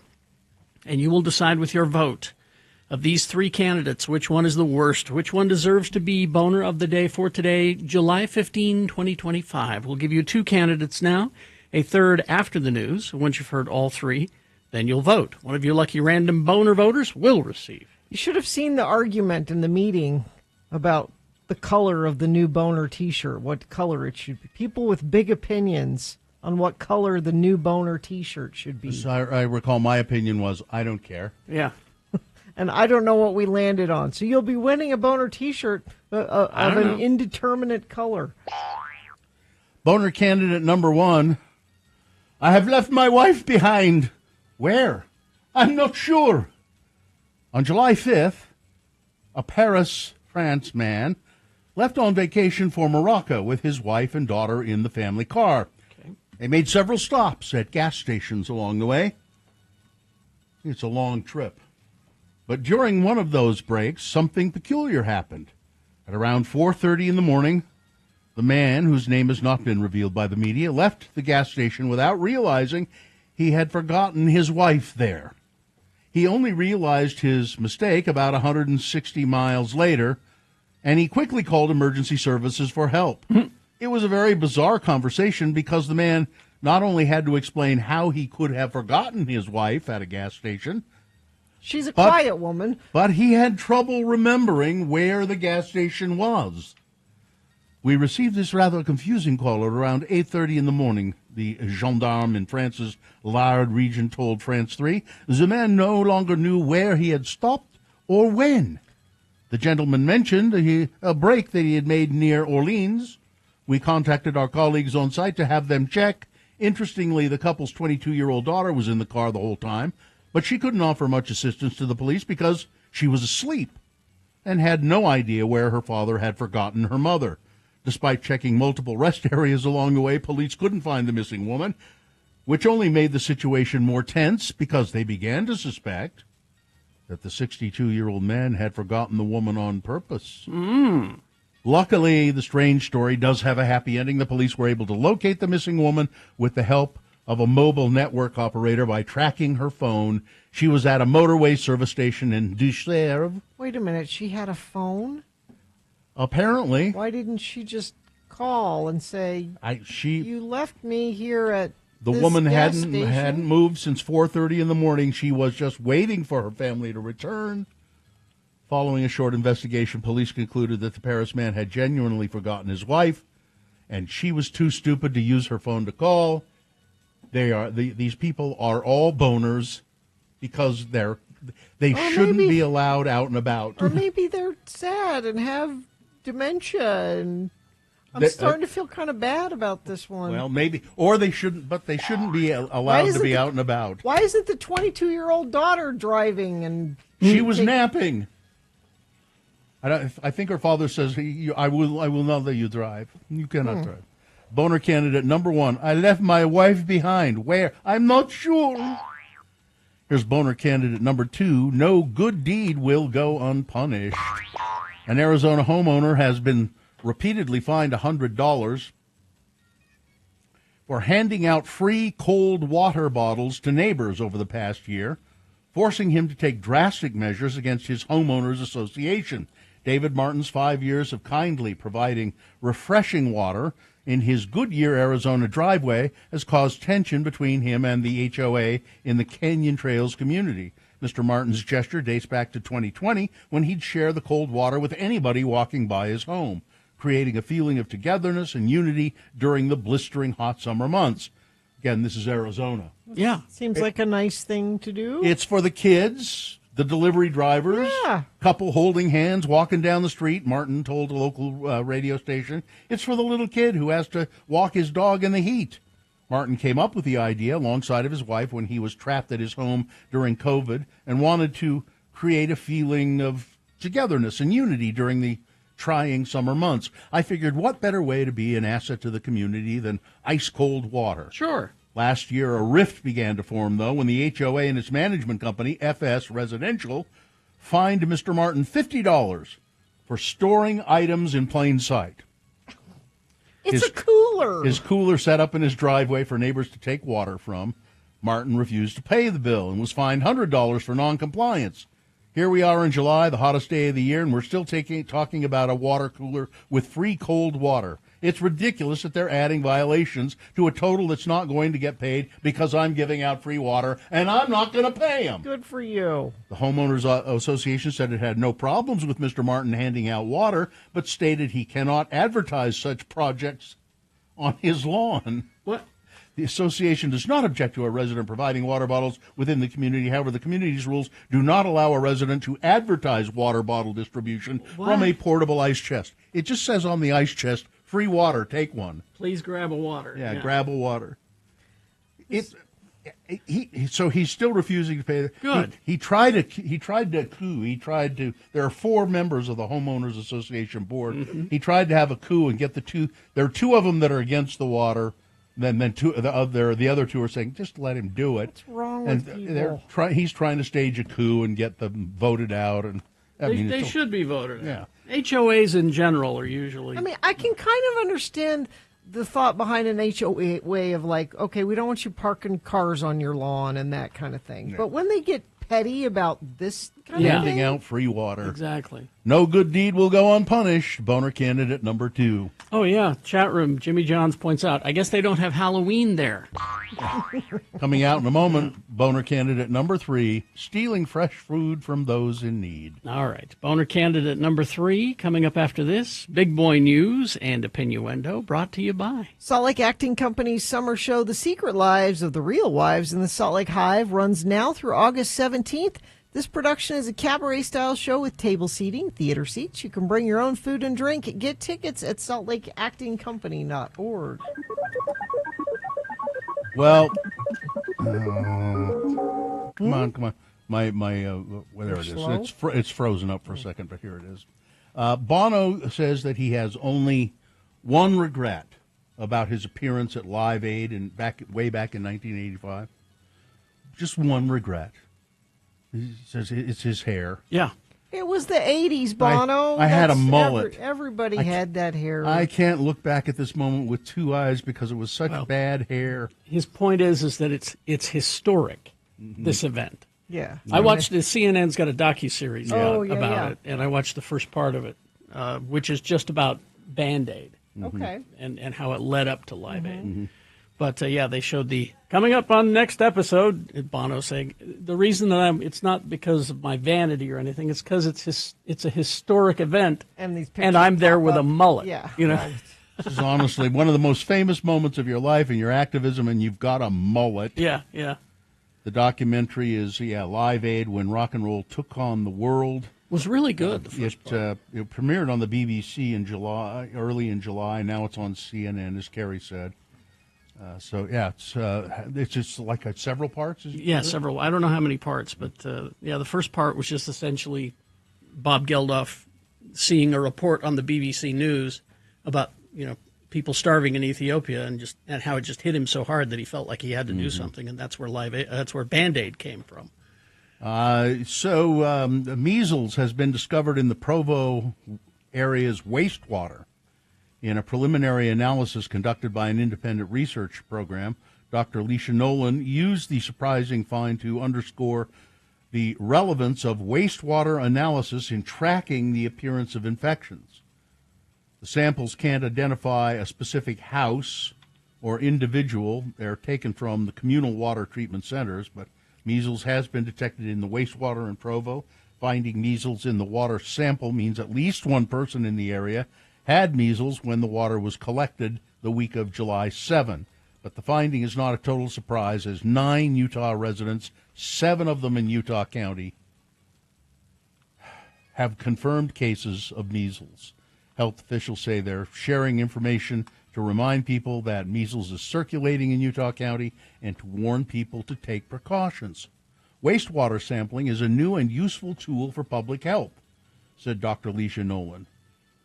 She said the department's, in this case, we know someone had measles in the Provo area around the time the sample was taken. And for people who say people recover from the measles or it's my body, I don't want to have the vaccine, you can. It's the most highly contagious disease. It is the highest. Yeah, it is the highest, and you could pass it to a baby who has not had a chance to be vaccinated yet, or a compromised person. It is your responsibility as a citizen of this world to not be part of the problem. Well, I don't know. We have to study it a little bit more. No, you don't. It's been studied for. I think I'm just worried about the rates of autism. No, that doesn't have anything nothing to do with it. And there's a new study that was just put out today. I think I haven't seen that somewhere in Europe where a million children. No links to autism. Well, it's somewhere in Europe. I don't know. I haven't seen that. We need to get the food dye out of candy. 2 men have been arrested in Murray in connection with an alleged hate crime. Brian Stephen Platt and Monty Eugene Luker were booked into the Salt Lake County Jail on Thursday for investigation of aggravated robbery. The incident on July 4. Mr. Platt and Mr. Luker approached a third man while holding a baseball bat, I assume, calling the victim an offensive name related to the person's sexual orientation, according to police booking affidavits. The man then allegedly took the man's cell phone, which was recording at that point. The cell phone was recording. You can clearly see Mr. Monty, swinging a bat at toward the area where the victim was. The victim stated that the bat did not make contact with him, but that it did hit the wall above his head. Then the man threw the victim's cell phone on the ground and walked away. So it was an intimidation. And they didn't physically hurt him, but they arrested the two guys. So this is it's being investigated as a hate crime because of what was said to the victim. This is fascinating. Ghislaine Maxwell, Jeffrey Epstein's pal, is willing to speak in front of Congress about the Epstein files. Sources tell the Daily Mail. Maxwell is the only person behind bars serving 20 years on child sex trafficking charges, despite the fact that pedophile Jeffrey Epstein allegedly controlled a web of underage girls. Additionally, Epstein's victims allege that they were passed around as sex toys to his wealthy friends and billionaire business associates who regularly visited his homes, including his private island, Little St. James. Now, a source says, despite the rumors, Ghislaine was never offered any kind of a plea deal. She would be more than happy to sit down before Congress and tell her story. Yeah. Great. Let's hear it. No one from the government has ever asked her to share what she knows. She remains the only person to be jailed in connection to Epstein, and she would welcome the chance to tell the American public the truth. What that truth is remains to be seen. Maxwell was convicted in 2022 over her role in the scheme to sexually exploit and abuse multiple minor girls with Epstein over the course of a decade. And, I don't see why that shouldn't happen. Now, if she's offered a plea deal of some sort, you might want to not trust the veracity of her comments, but even with that in mind. Well, I mean, if Trump pardons her, that makes him look bad. Yeah. If he pardons her and tells her the deal is that you can't talk, well, then that will make him look bad. But it does more than make him look bad. But she was convicted on what evidence? She was convicted on testimony of some of the girls. That's it? And also on... Seems to me we could get testimony to go further with this whole Epstein thing then. Why did it just stop with her? Yeah. Let's see. The Alligator Alley. Alcatraz. It's hundreds of immigrants are there with no criminal charges filed against them. They're just there, locked up. Because they're brown. Yeah. All right, that's it. Weather, traffic. So there is a red flag warning today from noon until 9 p.m. What is a red flag warning? Hot, 100, expected as a high, and there is a chance of dry thunderstorms with lightning this afternoon. So be aware of that. Overnight low 68. Tomorrow 94, Thursday 97. We just are hot for days, it looks like. Traffic is just nasty going northbound I-15 coming around Point of the Mountain. This is due to an earlier multi-vehicle crash northbound I-15 at 106 South. Highway Patrol had to stop traffic to move the vehicles off the freeway, which they have done, and there's just some residual slowage there now. New crash northbound I-15 just before the 5th South exit in Bountiful. A vehicle's way off into the grass on the right, not causing any delays there. Utah First Credit Union's personal checking, where every feature comes standard. Learn more at utahfirst.com. All right, here's boner candidate number 3. Stealing fresh food from those who need it. Recent thefts have impacted a community garden in Spanish Fork, but the organization behind the garden says that while the crimes are a setback, it does not outweigh all the garden's much-needed benefits, but it is a setback. From tomatoes and pumpkins to garlic and herbs, the garden run by Community Action Services and Food Bank offers a full plate of options. We started with nothing. It was an empty lot, explains Hillary Whitaker, the garden's program manager.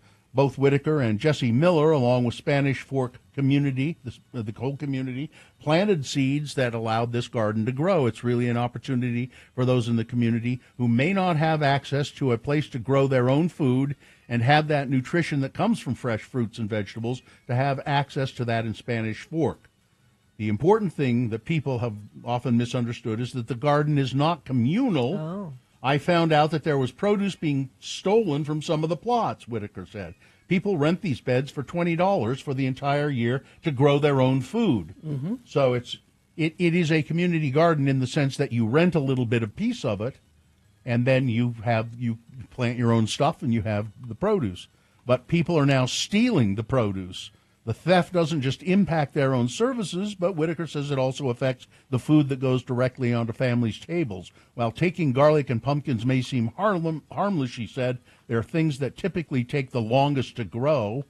Due to the thefts, the garden has come up with a solution. We'll be setting up a bookcase right outside the garden that's going to be open for the general public to take produce from. Oh, like if there's extra. Yeah. So if there's extra, we'll put the extra out there so you can have it. But stop stealing other people's produce because they need it. I thought you were going to say armed guards. That's what they were.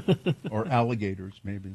Boner candidate number 3, stealing from the community garden. That's just a terrible thing to do. All right, let's review the first 2 and vote. Boner candidate number 1, I left my wife behind. Where? I'm not sure. A man a Parisian man on a vacation to Morocco, driving, left his wife behind at a gas station, didn't realize she was gone. They have a close relationship. For 186 miles, he didn't realize she was gone. And then he couldn't remember where he might have left her. Boner candidate number 2, no good deed will go unpunished.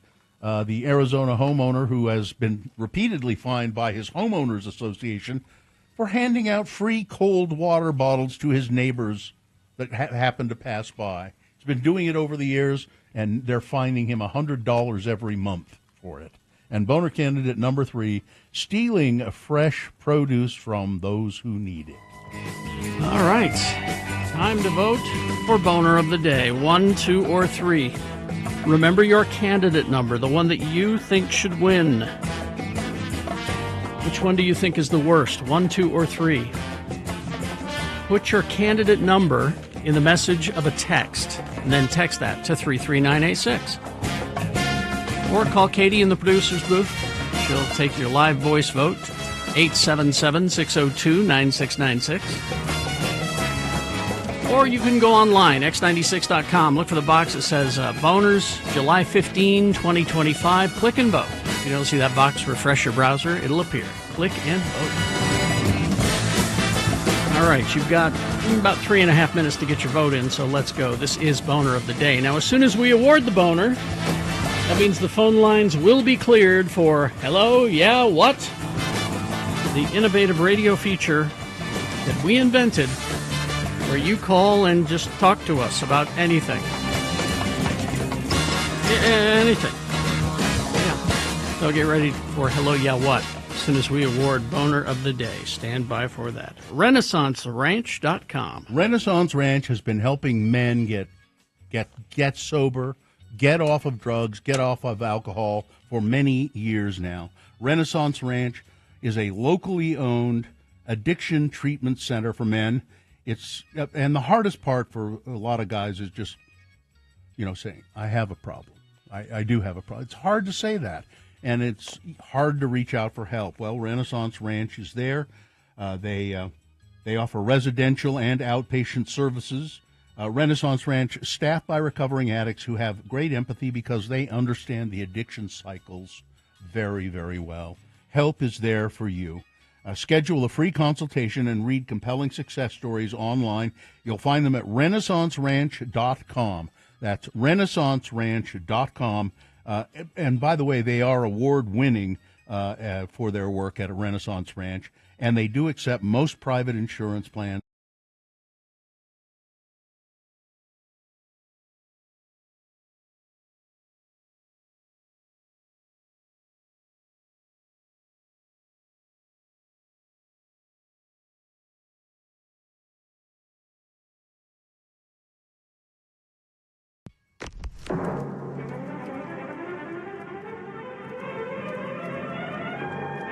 It's often said that the people of Utah speak a language all their own. It's a language that's often confusing and even incomprehensible to newcomers here in the Beehive State. So, Radio from Hell presents a handy guide to help everyone understand how the natives speak. It's the Utah word of the day. And today's word is... Satan.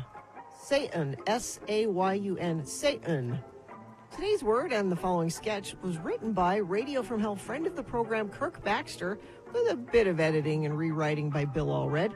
Now here are the mayor of Mona, Utah, Don Criddle, and his son Denver. Again, the word is Satan. Denver, Criddle, you get out here. What is it, Daddy? Denver, I'm very disappointed in you, and I'm sorry to say we need to have another mayor patriarchy discussion about your conduct and about your choice of literature, young man. What do you mean, Daddy? Well, your dear mother informed me that she could feel that the wrong spirit was in our home. Ooh. So she decided she would ransack your room. Oh. And yes, I'm shocked to say that she discovered Satan's book in your possession. What do you mean, Daddy? I am speaking of your smuggled copy of Harry Porker and the Prisoner of Alcatraz. I think that's the name of it. Anyway, the spiritual leaders of our church, the one true church, have informed us all that them Henry Parker books was penned by the devil himself. But, Daddy, that's not mine. I don't know where it came from. Oh, Denver, don't you go lying to your father and your mayor authority. I can clearly recognize the Mona City Library card tucked in betwixt the pages. That's yours. Did you check the book out from our local library? Did anybody see the mayor's own son at the library checking out one of Satan's books? No, Daddy. I bribed Rusty Munthin to go in there and check it out for me. No, Daddy. I don't know where this book came from. I was set up. I was framed, Daddy. That's it. Denver, your dishonesty is proof of Satan's power over you. Remember that even the little white lies are a victory for Satan. Oh, Daddy, you got me. I confess. I like reading these filthy, abominable books of Lord Satan. Oh, what do I do, Daddy?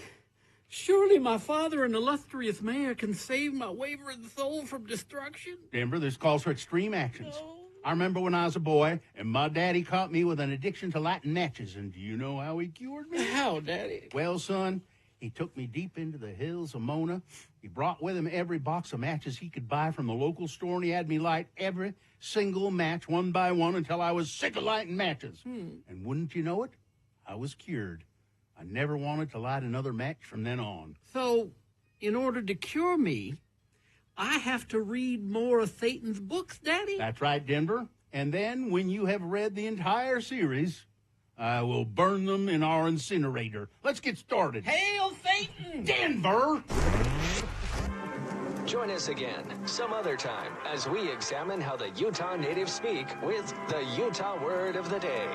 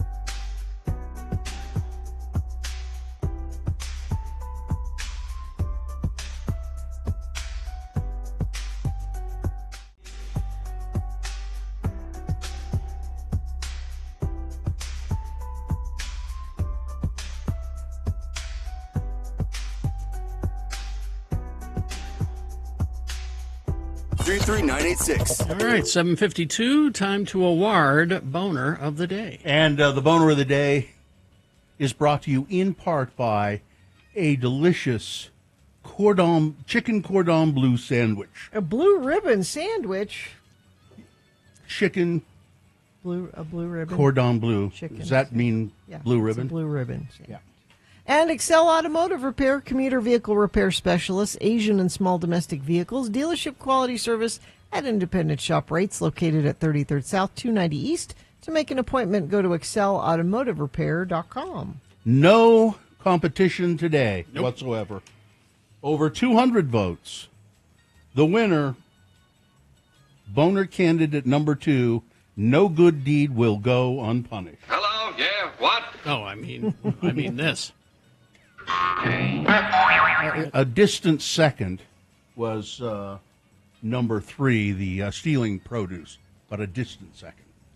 Yep, everybody hates their HOAs. There's your winner for today, July 15, 2025, now qualified to be Boner of the Week. And like I was saying... Hello, yeah, what? Oh, that's it. This is the radio feature that we invented. It's very innovative, or it was very innovative of us at the time. Now everybody has copied it over the years. But it's a feature where we allow people who listen to the show to call us on the phone and talk to us on the air. 877-602-9696. That gets you directly into the studio. Your voice on the radio momentarily just by calling. Anything you want. 877-602-9696. Hello, yeah, what? Anything you want to talk about. You want to promote something. You want to yell at us about something. You want to ask us an honest and sincere question. Would you like to try to convert us to your religion? Perhaps that's something you have in mind. Or maybe you want to tell us about a great book you've just read. Or if you're like Sean Means, you want to correct us. Is Sean on the phone to correct us? No, he's not on the phone, but he emailed this. Just me yelling at my radio. What? There's a difference between smell-o-vision and odorama. Oh. Smell-o-vision actually pumped sense into the theater. Aha. Odorama was a scratch and sniff card with numbers, and There when you the go. number flashed on the screen, the theater goer would scratch the appropriate number. Smell-o-vision never caught on because rigging the theaters was prohibitively expensive. Odorama was introduced in John Waters' Polyester and brought back for Rugrats Go Wild and Robert Rodriguez's Spy Kids 4. Oh, really? Thank you very much, Mr. Means. There you go. Thank you. 877-602-9696. That's the number to call for Hello, Yeah, What? Don't be afraid. You can do it. Hello, yeah, what? You can do it. If you want to correct us on something. Yeah. And you know, we shoot our mouths off and say things all the time. That and With confidence, and we shouldn't. we say so many things that we're, well, I don't know if that's true because, as we always say, we're never wrong, we never lie, and we're always right. That's right. Though a listener did send me a notice about breakfast cereal that I need to pick up. A new breakfast cereal or a reintroduction? It's a temporary. It is almost a reintroduction, really. A reissue, kind of? It's a summer special Captain Crunch called Orange Sickle. Okay, Ooh. I'd try that. No, I wouldn't. Does it turn your milk orange sickle? I will try it because there was an old cereal that was orange flavored, and I can't remember if it was Quake or I want to say there might be a kangaroo on the box. That rings a bell. But it was orange flavored, and I liked it. So give it a try. Well, at first I said to myself no, but then I realized a creamsicle, an orange creamsicle, is orange flavor with milk, with cream. Yeah. So, yeah. So apparently it's a summer special flavor for Captain Crunch. Ooh. If you want to talk cereal, 877-602-9696. We talk cereal at least as much as we talk politics. Easily. On the show. So 877-602-9696 or call just to prove that our phones are working. Hello, yeah, what? Let's see. Dawson texting in. What should I have for dinner? Garlic beef with caramelized onion and zucchini bibimbap? Or peanut chicken bowls with smashed cucumber and garlicky quinoa? Don't worry, Gina, there's no cheese. Yeah, I was going to say I would that. go with the quinoa. Go the quinoa? The chicken peanut butter. Yeah. Okay. All right. Well, now people are starting to call right when we need to take a break. So hang on. Let Katie put you on hold. Yes. And we will take a break do some commercials and come back and do hello, yeah. Hello, yeah, what? So 877-602-9696 is the number to call. We'll get to you after these messages. Salt Lake Film Society. We have a new leader in the Summer Showdown. Oh? Django Unchained has taken the top spot by dominating the weekend, thanks to everyone who came out for the 35mm presentation. They're the only theater that does that, by the way. So the leaderboard is Django Unchained #1. Fantastic Mr. Fox is in second place still. Good movie. But I'm a Cheerleader in third place, which is interesting. It's a movie I think people didn't know about, and they took Salt Lake Film Society's suggestion and said, hey, give it a try. And they liked it. Let's see. Grand Budapest Hotel is next, then Starship Troopers, Fight Club, Arachnophobia, Friday the 13th, Part 3, Hairspray, and then the favorite. This week, they are showing District 9, which is just such a great sci-fi really movie. is, yeah. And Annihilation starring Natalie Portman. It's the same director that did Midsommar and Hereditary, Ari Aster's latest film, Eddington, starring Joaquin Phoenix and Pedro Pascal. It's all happening at the Salt Lake Film Society. Go to slfstix.org. Listen Up Radio from Hell podcast.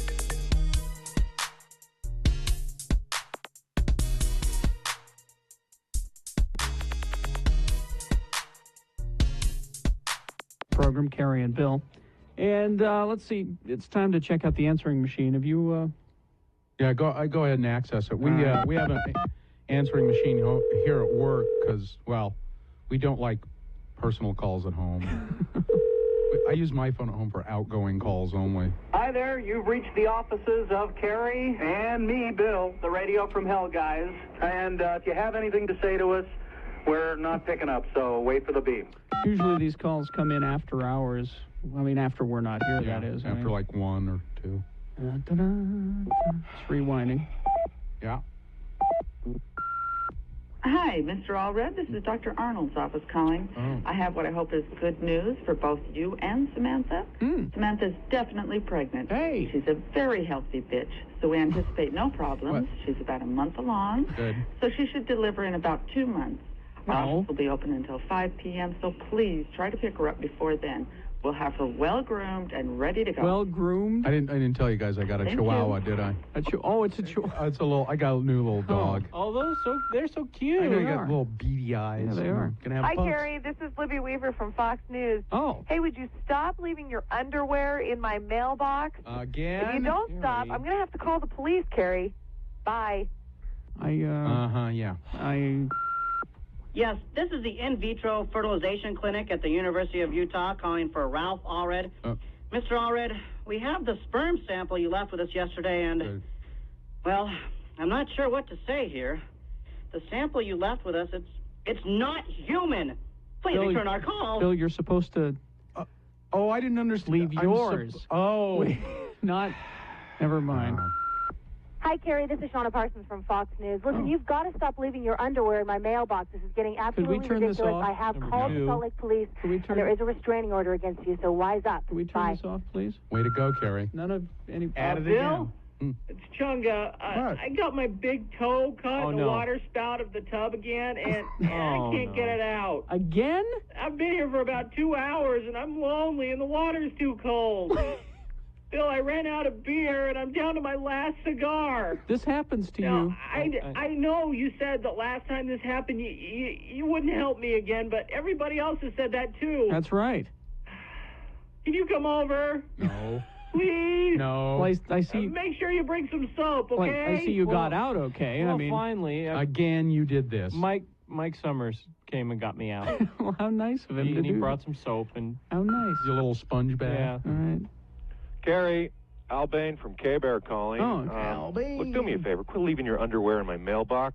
we And I turn- know they're yours because I don't know anybody else that wears Ren and Stimpy and Simpsons underwear. We So I turn know this they're off? yours. Wouldn't mind as much if they weren't soiled. But quit leaving them there or I'm going to have to call the authorities. See ya. So the little problem is back, eh? I was wondering what that was in my mailbox, Carrie. Way to go. You're sick. Nightfall.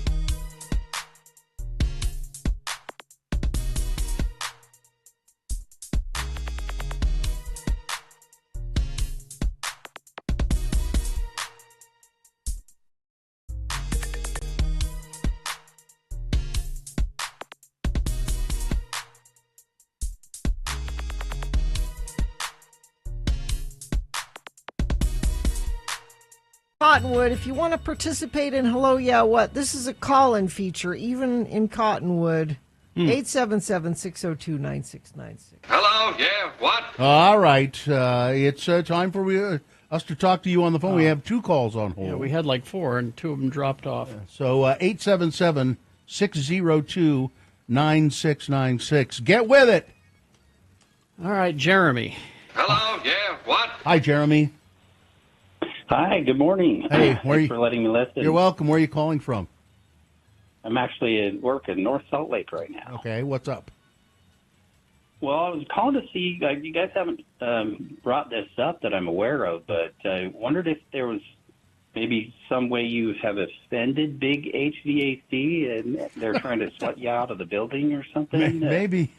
It seems to be an ongoing issue. Maybe some management, these guys won't quit. How can we run them off? Yeah, well, there may be something to that. Or it's just neglect, really. That's what I think. I think it's, wow, that'd be expensive to fix it the way it should be fixed. We'll just Band-Aid it along and hope that's good enough. Yeah. I think that's what's been happening over the years, yeah. Well, I just wanted to say thanks for letting me listen, long-time listener. You guys are awesome. We appreciate your dedication to our community. It means a lot to us. Thank you so much. Jeremy, thank you. I'm glad that you've been able to put up with our constant complaining about everything. It hasn't been easy, but, you know. Well, you're tough. You're tough, I can That's tell. right. Thanks, Jeremy. And we do know, and Bill brought this up the other day, how good we have it as opposed to those of you that have to work in the heat every day. Yeah. AC not an option based on what you're doing. So It's going to be over 100 today, Yep. and there are going to be people out there working on the Yep. streets and on the or in kitchens or 877-602-9696. We only have one call, so if this is the last call, then I'm going to go home. Johnny B. Hello, yeah, what? Johnny, hi. Wow, I'm the last call. Well, maybe. I'm privileged. Unless somebody calls. Oh, okay. Hey, Johnny, before you get to your topic, I wanted to ask you about that Medusa ceramic. That's on the outside of your house, right? Yeah, it's up in the gable on the east side of my house, facing the sunset. Any particular sunrise. Yeah, that would be right. So, east side sunrise. Yeah. Any reason for Medusa in particular, or you just like it? I just like it. It sounded cool at the time, and it's better than those eat, laugh, pray signs that people get. Yeah, it's true. So, Right. I got a Bacchus bust to put on the west side of my house. So when I get to that point, the god of wine and revelry, the equivalent of Dionysus, Dionysus, yeah. So happy for the sunsetting of the mind. Yeah. Called with the Bacchary. So what did you want to talk about? Well, hearing about your HOA boners earlier today, I am just thankful that my lot and my house is not in an HOA. Hey, you can do whatever you want to it. Yeah, I'm around an HOA all over. That I'm surrounded by HOA, and they think sometimes that I'm in their HOA, and I get letters, and I'm like, just rip them up because I'm not in the HOA. Yeah. What kind of letters do they send you? Oh, just I have stuff in my backyard that's not allowed in the HOA, or else taking too long to build a house. Mm-hmm. So there's only the city rules that apply. Yeah, so. I do agree with them about them taking too long to build your house. He's doing it himself, I know, Carrie. What I do you know. want him to do? I know. Does every bit of it himself. That's what's amazing. Yeah. And it's right now I'm just pacing around on the scaffolding, mixing the mortar for the next round of brick. Right now? Yeah. Well, get off the damn phone, you numbskull. God. Well, it's safer than texting and driving. That's true. I All guess. right. Yeah. Thanks, Johnny. All right. Okay. Hey, thanks. Thank you. Tim the Tree Guy. Hello, yeah, what? Hey, Jim. Good morning. Hey. I'm just trying to get started a little earlier than I usually do, just because of, as you guys keep talking about, it's hot. Mm-hmm. Yeah, if you got work to do outside, morning's the time to do it for sure. Yeah, no. You going to go out and Other climb a people tree? get going early. You going out to climb a tree? Yeah, I got a 75-foot cottonwood to remove today, so it'll be all right. Did I ever tell you the story that I tried to do that? I think it was a cottonwood. I tried to do that myself. It was a giant. You're not handy in that way. Well, my brother is. Oh, okay. And my grandfather was a cheap person, and it was a tree on his property, and he wanted it gone. Not where he lived, a rental property he had. So he said, "I want you two boys to take down that tree." And so, and it was mostly dead. So we thought we could do it. And we, got it all I saw. And then finally it was timber. Well, first of all, it was going to fall the wrong way for sure. So we got ropes and tied it up so that it wouldn't, because it was going to fall like on the house, and cut it a little more in different ways. And then we let the ropes go, and it went timber, and it fell into the neighbor's yard and smashed a ping pong table flat. They had a ping pong table in their backyard. Just missed their house and then smashed their ping pong table flat. Way to go. Yeah. What I heard out of that was your grandfather said, "Remove this tree," and then wackiness ensued. Yep. Yeah, exactly. Hello, yeah, what? Thanks, Tim. Enjoy your day, guys. See you later. All right. 877-602-9696. That was my grandpa. He was a cheap man. And any way to save $1, he would do it. That's why he was wealthy. He ended up dying a wealthy man. Yes, like this building owner here. Wealthy man. I'm not going to pay for HC. That's how I remain wealthy, is not spending money. That tree cutting experience was really scary. At one point, my brother said, "Listen, we got to tie this rope around it because it's going to fall on the house, and I don't have a big enough saw blade to finish this job. I'm going to run up to Home Depot. You stay here and watch the tree." Watch the tree. What were you going to do if by yourself? Yeah, there I got am, it. all by myself. My brother's he's 2 years younger than me, but he's very handy. He can pretty much do anything. But and we finally did get the tree down fairly successfully. We had to pay for a ping pong table, but that was not too bad. Hello, Oh, yeah, what? All right, well, that's it then. You guys, it's too hot, I guess, to talk on the phone, I guess right? so, yeah. The phone's burning my hand. Front of the program says 27th South, 13th East. The lights are out. Thank you for sending that in at 33986. Crash I-15 northbound approaching 2100 North in Lehigh. The vehicle's moved to the right shoulder. Traffic backing into American Fork.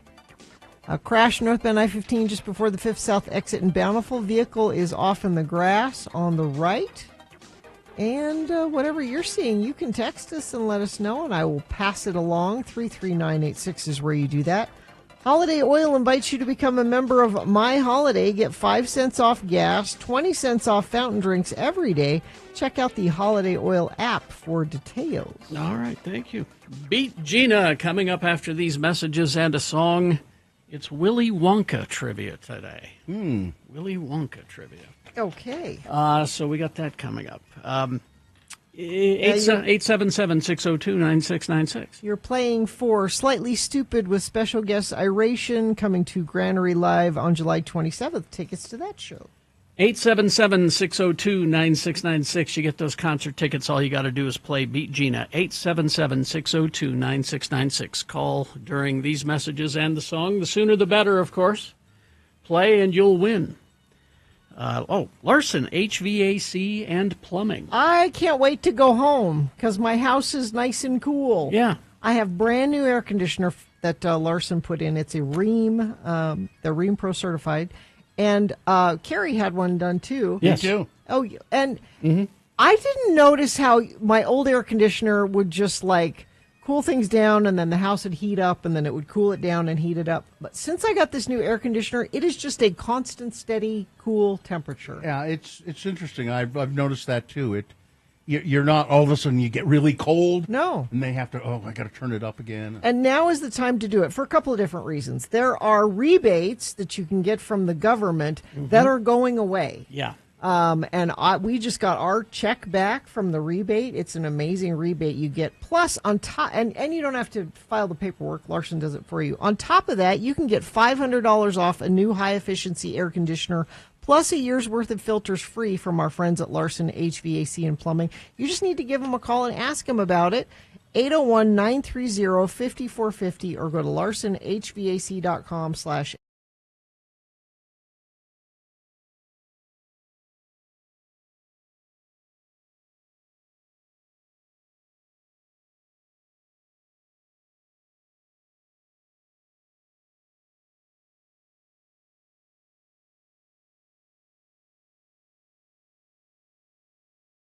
was Metamucil. Right. So you know It's what that fun. got me thinking about. Oh, got you thinking about whether you're regular or not? No. Oh, my. You mean... It's Poop Chat on X96 Radio from Hell. Are we going to chat about poop? I found a study. Oh, so it's science. Okay. The study is... It's a poop study. Your poop schedule says a lot about your overall health. All right. Study published in Cell Reports Medicine reveals that bowel movement frequency significantly influences physiology and long-term health, with the best outcomes linked with passing stools. What do you think? What do you think is the best amount of time to do that? How often? Oh, how often? How often? Yeah. Once a day? I'd say people are different. Some people it's twice a day. This says once or twice a day. Yeah. Ideally. Yeah.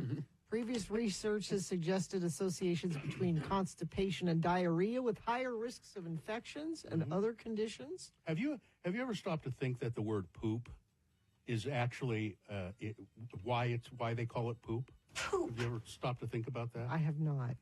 Well, think about it for a second, because I think it's automatopoeia. Poop! It's sort of the sound that it makes sometimes when it comes out.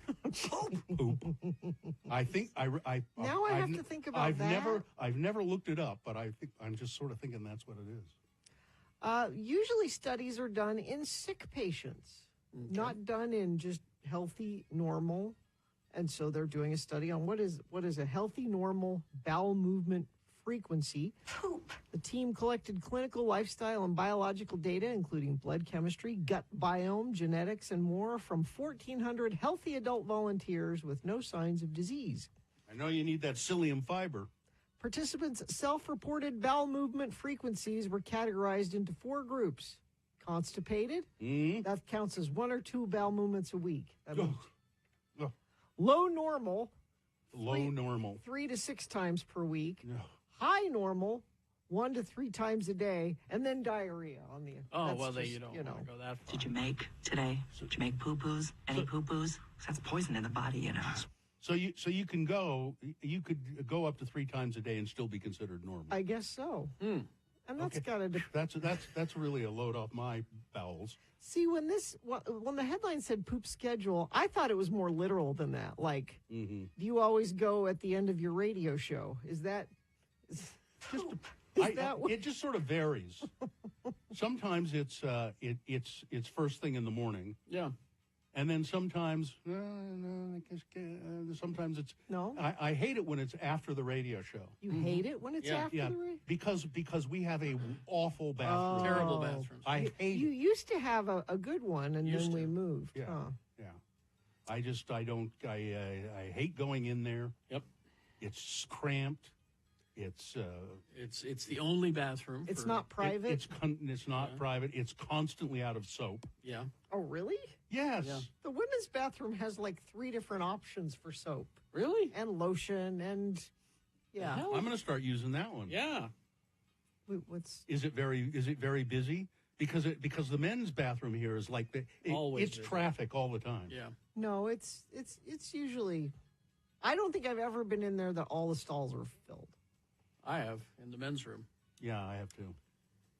When stool sits well, when it is, I turn around and go back out. Mm-hmm. When stool sits too long in the gut, microbes exhaust the available fiber, which then ferment into short chain fatty acid. You fart a lot if it sits in there. Well, too that's long. what that is. Yeah. What we've found is even in healthy people who are constipated, there's a rise in toxins in the bloodstream because it's toxins it's poison in the body. It's Poison in the body. You got to get it out. Reminding him to make when he waits too long and gets plugged up. What is that? What are you doing? It's a signal for poo-poos.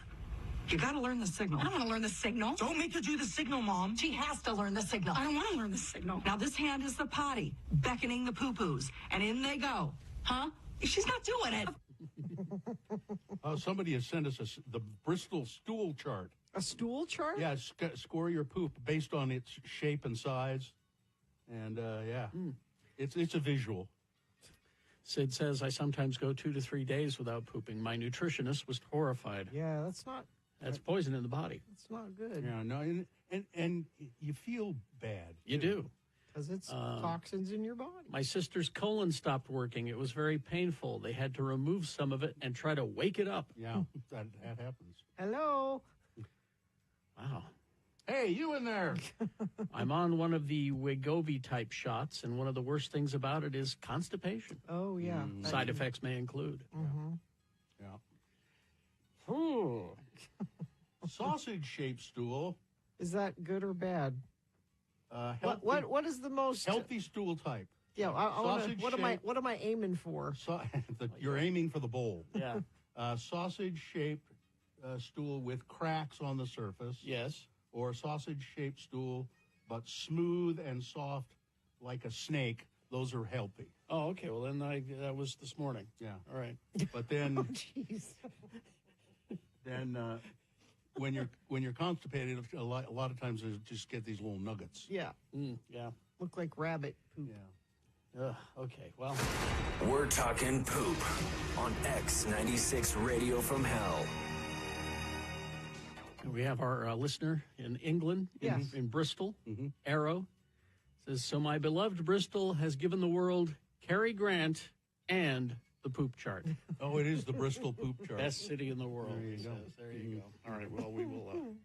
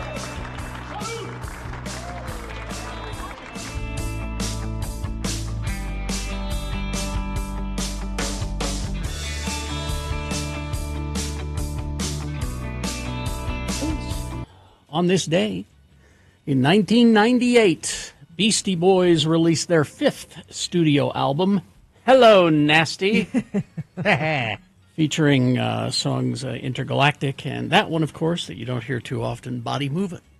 There you go. Is this a sponsored feature, Gina? Yes, X96 welcomes Slightly Stupid with special guest Iration to the Granary Live on July 27th. You can find out ticket links and everything else you need to know by going to x96.com. I'm your Beat Gina announcer and salad lover, Johnny Ola, with the answer to what is Wessonality. Ooh. That's when you taste the salad, not the oil. You've probably heard Florence Henderson talk about how fried foods have a delicious Wessonality too. Well, you see, some oils have a strong flavor of their own, and sometimes that flavor rubs off on the salad. But not Wesson. When you use Wesson's 100% pure vegetable oil, all you taste is salad. I'll bet. All you taste are garden fresh greens, plus the delicate herbs and seasonings.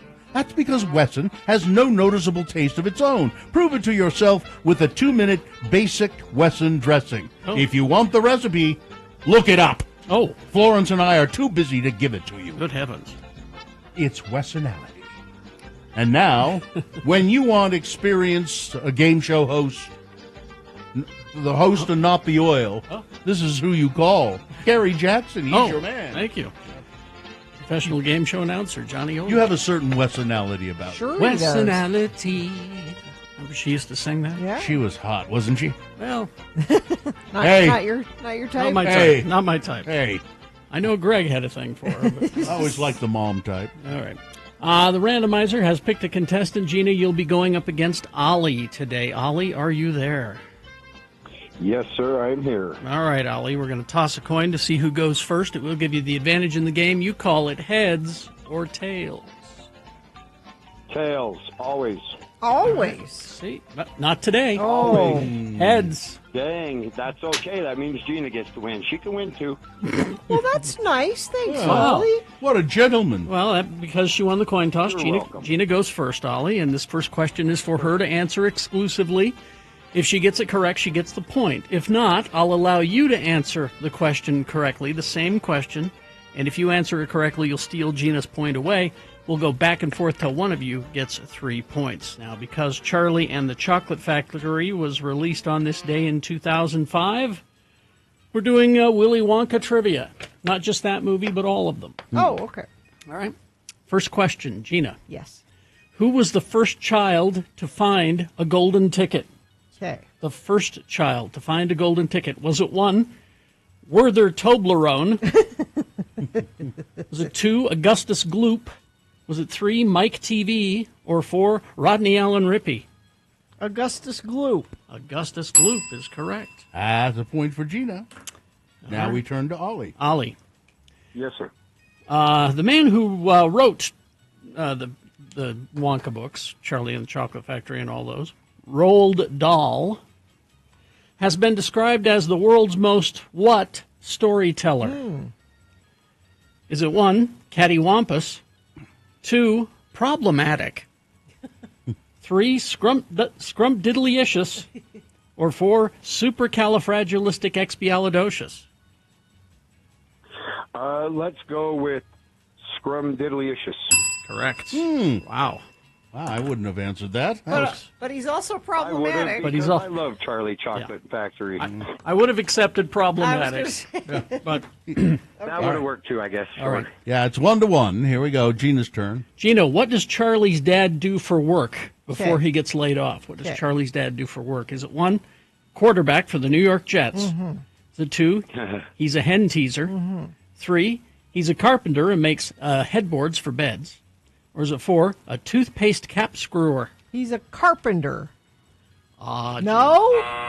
in there, the bed reference to throw you off. Man. Ollie. Sir, he is a toothpaste cap screwer. Very good. It's 2-1. That's the newer version, right, gentlemen? Well, we're doing all versions. I think so, yes. Right. Two to one, and you control the question, Ollie. This could be your game here. All right. Let's see. Let's see. All right. Here we go.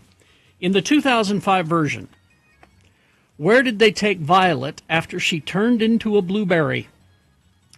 Was it 1, Dr. Loompa's medical suite? Was it 2, Chef Loompa's homemade pie kitchen? 3, the juicing room? Or 4, the dungeon room? Well, Gina, I hate to do it to you, but it's the juicing room. Juicing room. Wow. There you go, Ollie. Nicely done. You won.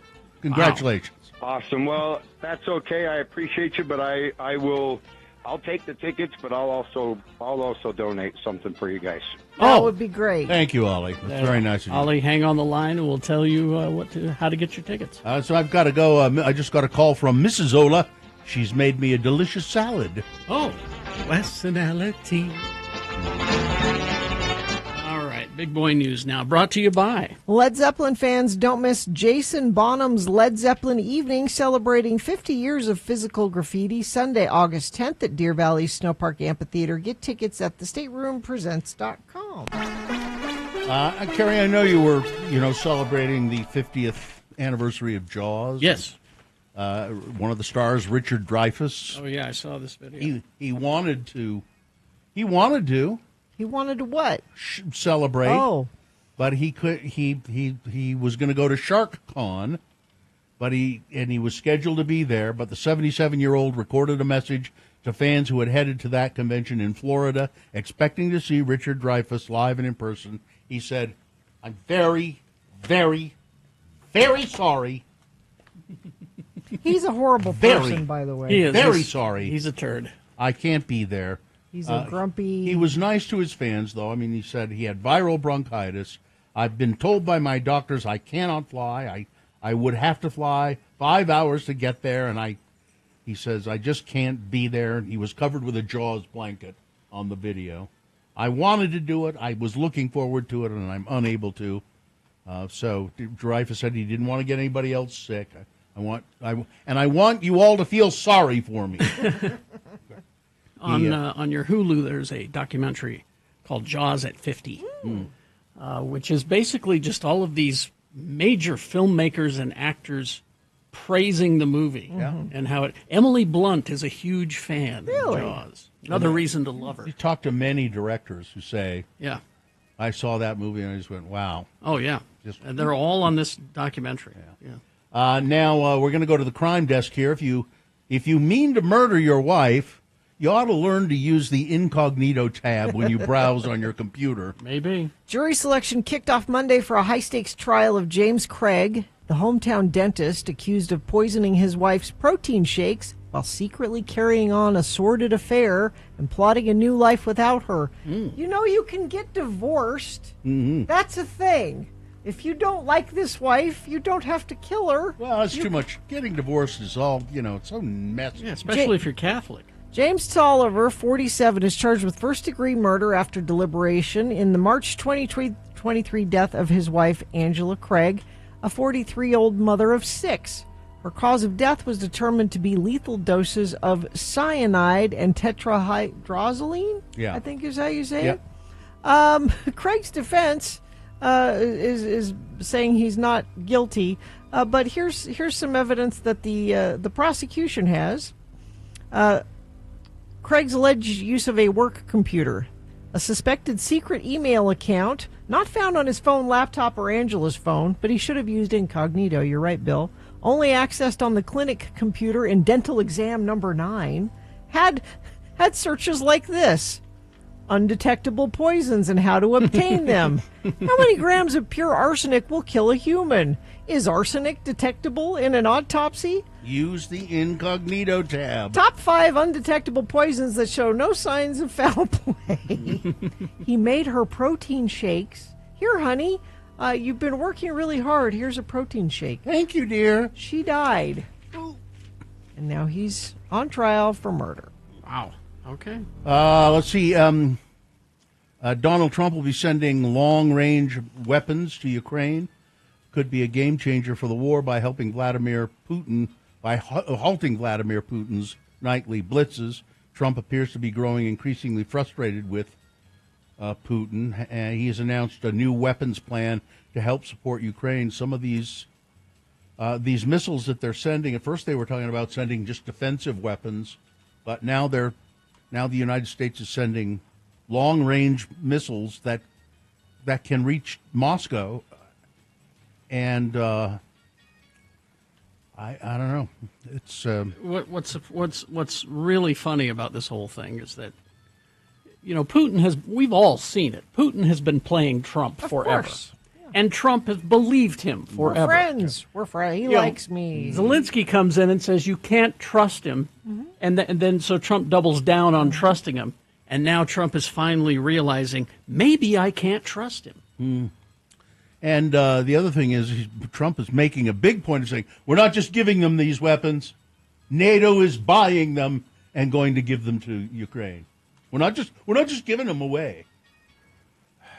One of Yellowstone National Park's most photographed and beloved grizzly bears, known to fans as Raspberry, has not been seen in nearly 2 months. Where's Raspberry? Raising concerns among wildlife watchers that the iconic matriarch may have died after a carcass was recently discovered. Oh. Grizzly carcass found in Yellowstone sparking concern. Raspberry was often spotted with her cubs over the years, including well-known Snow and Jam.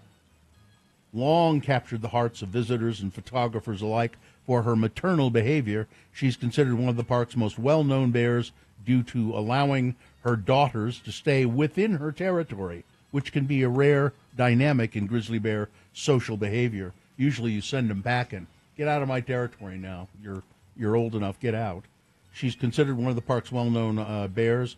Raspberry is the most famous matriarch of Yellowstone, said Debbie Dixon, a wildlife photographer. When she was playing with Snow, it was just so adorable and cute. Man. Such a loving mom. And I think that's a lot of what it is. Bears, they're so human in a way. Dixon spent 13 years photographing wildlife in the park, and Raspberry was the animal her camera captured most often. But, apparently she's not been seen, and there was a bear carcass, so they're saying we can't confirm yet if it was Raspberry, but it may well be the bear. Transgender San Diego sailors and Marines, Trump has banned them from serving, but some of them are saying, you want to ban me from serving? Why don't you come and find me?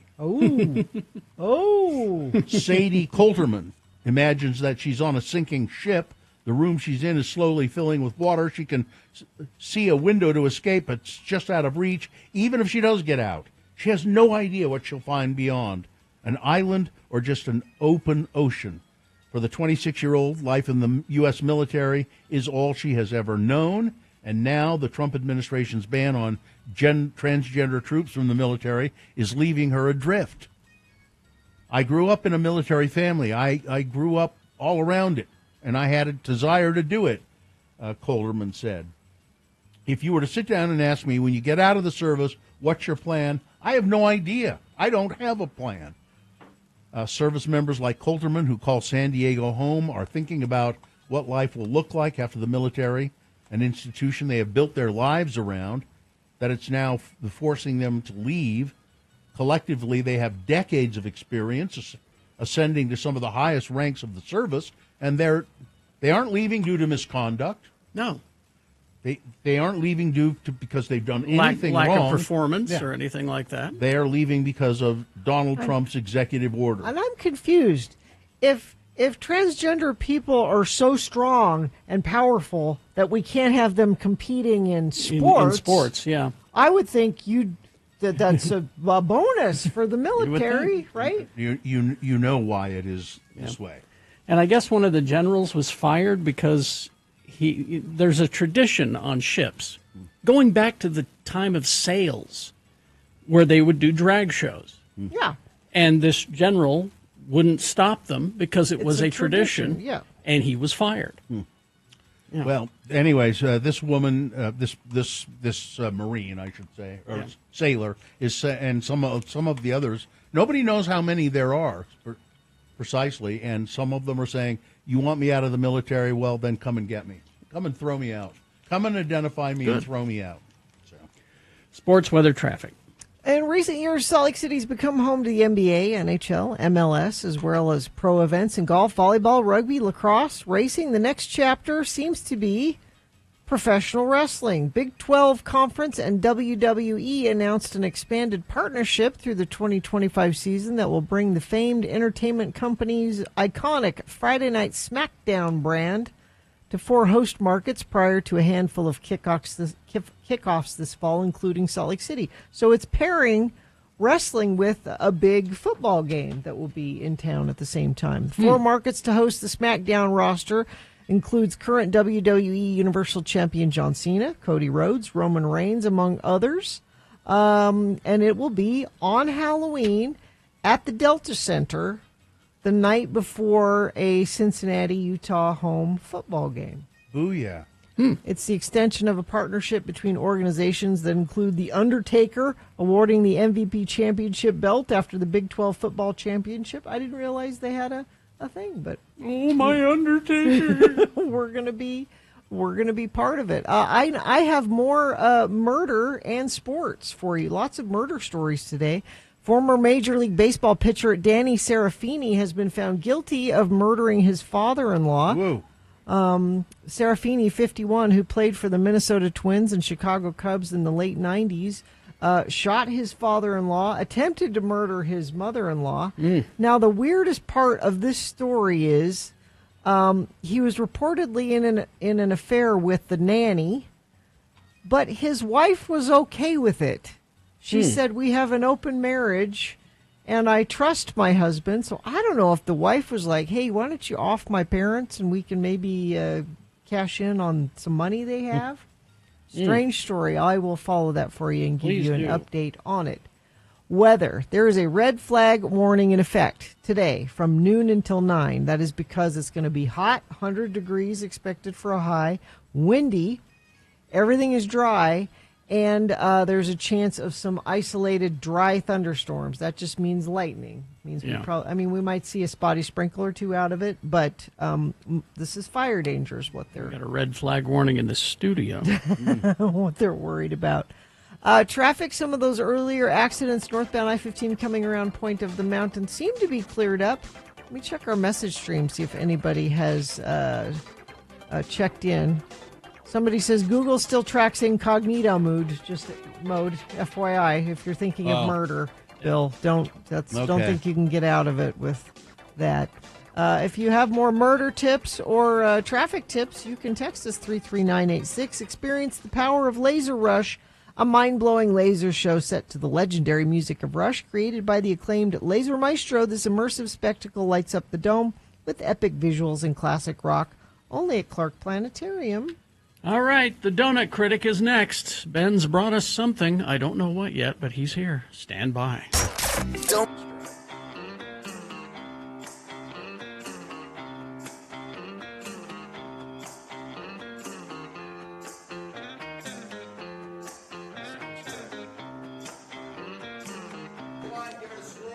Don's still around.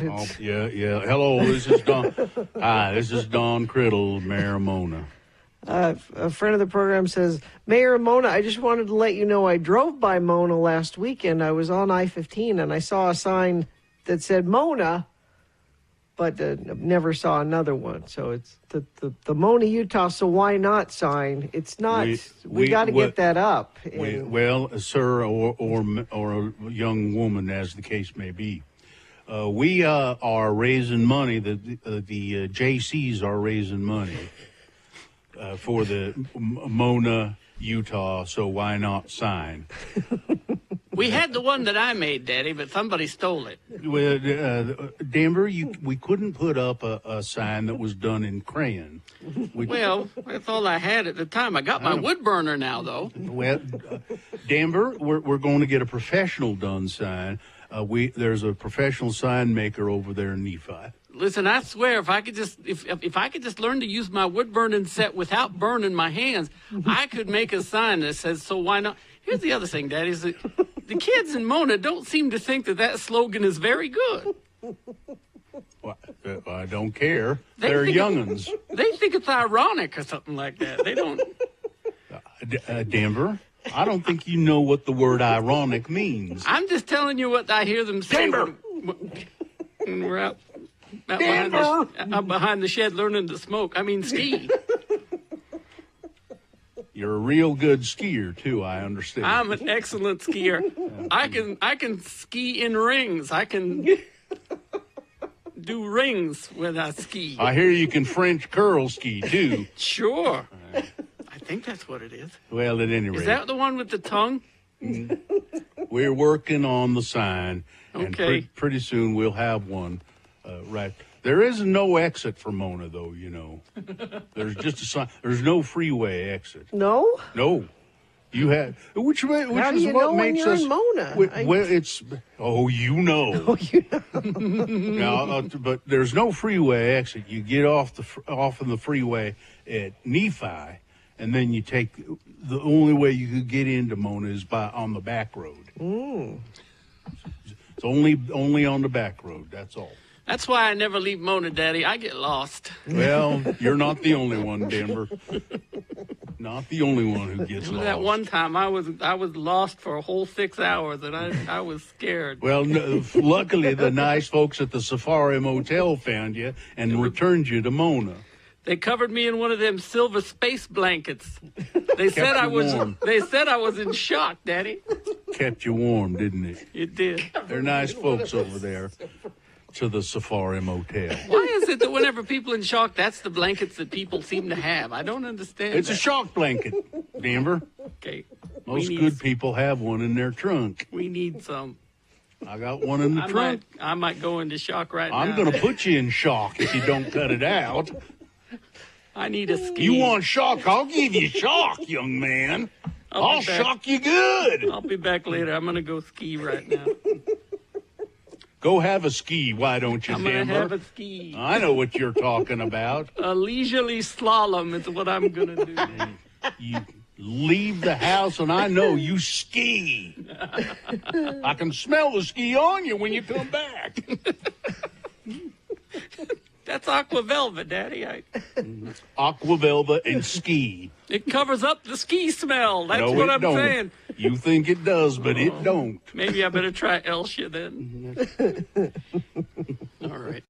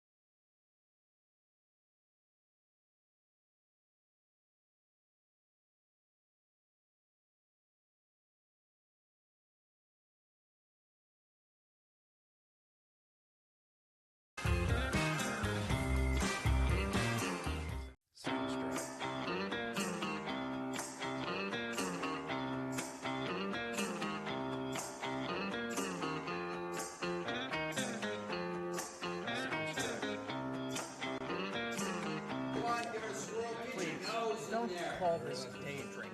This is refined. This is special.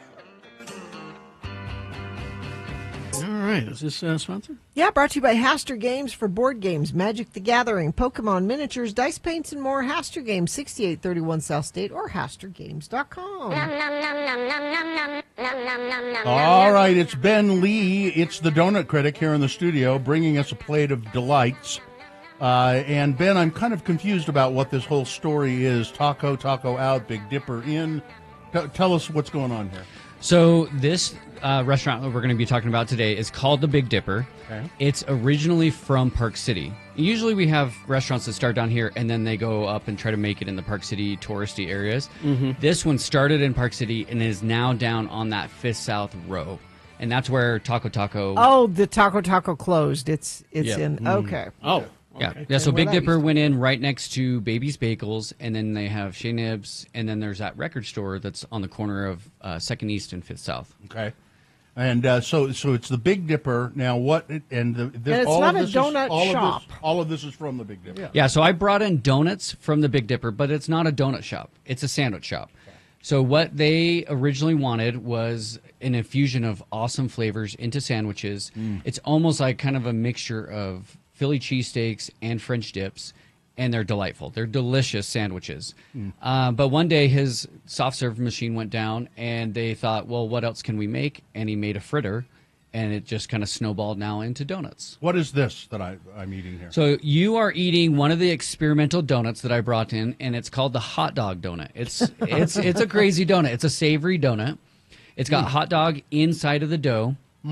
And then, obviously fried like a donut. And then on top, it's got the crisped Oaxaca cheese, jalapenos, and onions. So it really is that savory bite, but, goes and pairs perfectly with the drinks. It's really good. And then there's some sriracha mayo to dip it in. And the dough, the bread part of it is kind of slightly sweet, which is good.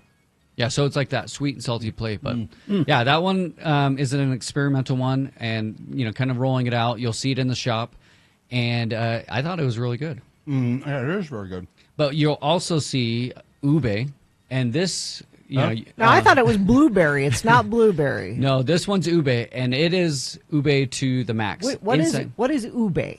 So ube is that flavor that distilled down of the root, so it's more of like a Polynesian type of flavor. Okay. But a lot of times it's really hard to get that flavor out, and so places add in a ton of sugar. But as you can tell on that, it is that subtle flavor, but it's super delicious. So, but it's not too sweet. No, it's not too sweet. Yeah.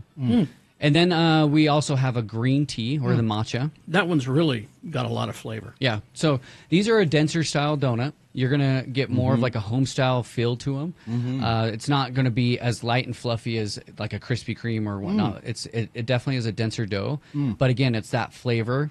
And I think it just kind of pairs well with that entire experience. You have a sandwich, you have a drink, and then, you're able to get like a really good donut. So. Yeah, they are dense. Like, it's almost like I don't want to call it a donut. Like, it should be its own thing. Like a dessert, yeah. They're kind of chewy, which I like. Yeah. And the first one he started, it's also on your plate, is the maple pecan fritter. That's apple great. fritter. Yeah, that one was my favorite. I've actually talked on other segments, TV segments, about that one, because when he rolled that one out, I first went up, tried it, and I was like, okay, this is a good fritter. So okay, I know you were focusing on the donuts and stuff here, but I went to the Big Dipper website. They've got a whole bunch of different tots. Tots are as like, in tater. Yeah, like this one sounds good. I want to try this one. Tater tots with sriracha aioli, scallions, soy sauce, pickled ginger, and wasabi. Doesn't that sound good? Yeah. I want those tots. So the chef, his name is Matthew Sifronic. He calls Seattle home, but he's been here for a while, obviously, because this first started in 2021. He's brought tons of flavors from that Asian influence that Seattle has, and then he's lived overseas, and so you'll see on the menu a ton of those flavors, and the names are actually really funny. The favorite sandwich that I have is when I dip, you dip, we dip. So I mean, obviously, it's. I think you're a dip. Well, don't dip my sandwich. Yeah. Here's what's on that: house roasted beef, house made cheese, which is kind of a cheese whiz type thing, caramelized onions, sautéed mushrooms, and horseradish cream, served with a rosemary au jus.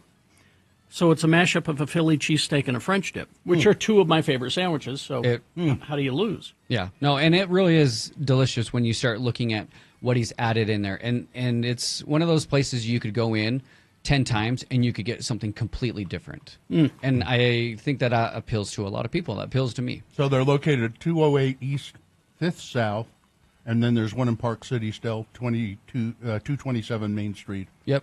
And is there a sit-down place or a takeout? So there are seats, but a lot of it is takeout. Opens at 11. So I got these donuts before they actually opened, but you do have to go in a little bit later. So it's not a morning donut place like you're probably used to. It's for dessert with your lunch or dinner. Exactly. Wow, those are great.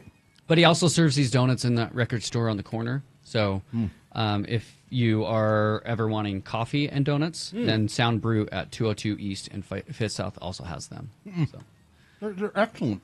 The fritter is excellent. And like I said, and you called out the tots, they also have salads, they have soups, and so you really can get a full, really good meal there, or it can be a really good takeout sandwich. So can I get the sandwiches at the Salt Lake location? Yeah, so you get this, you can get everything at Salt Lake and at Park City locations. That's great. Big Dipper. Big Dipper. 208 East, 5th South. Really interesting stuff, delicious. And honestly, because it's a chef-driven restaurant, you are going to get those innovations. And so what I did bring in is that stretch, that innovation, and he's going to continually do that. Like I've been going and I've tried this the last couple of years, and there's just been new things continually added. He's going to play around with it. And that's one of my favorite things, because it's almost like you want to sit down and be like, serve me your best thing. What's new? Yeah. That was one of the things that happened, actually. I was up in Park City, and he recognized me. And so I had ordered, and I was like sitting down and getting my food, and he was like, hey, I'm going to bring you out some egg rolls. And he had just like come up with them and wanted to like try them. And so he like served them to me, and I was like, okay, this is cool. I love how you're always thinking, always trying to, dip into new flavors and combos. So. Dip into new flavors. You get that? You see Big what he Dipper. did There you go. We've got so many great little places like this that are. Well, and if you know of any great little places, tell Ben. Ben doesn't know everything.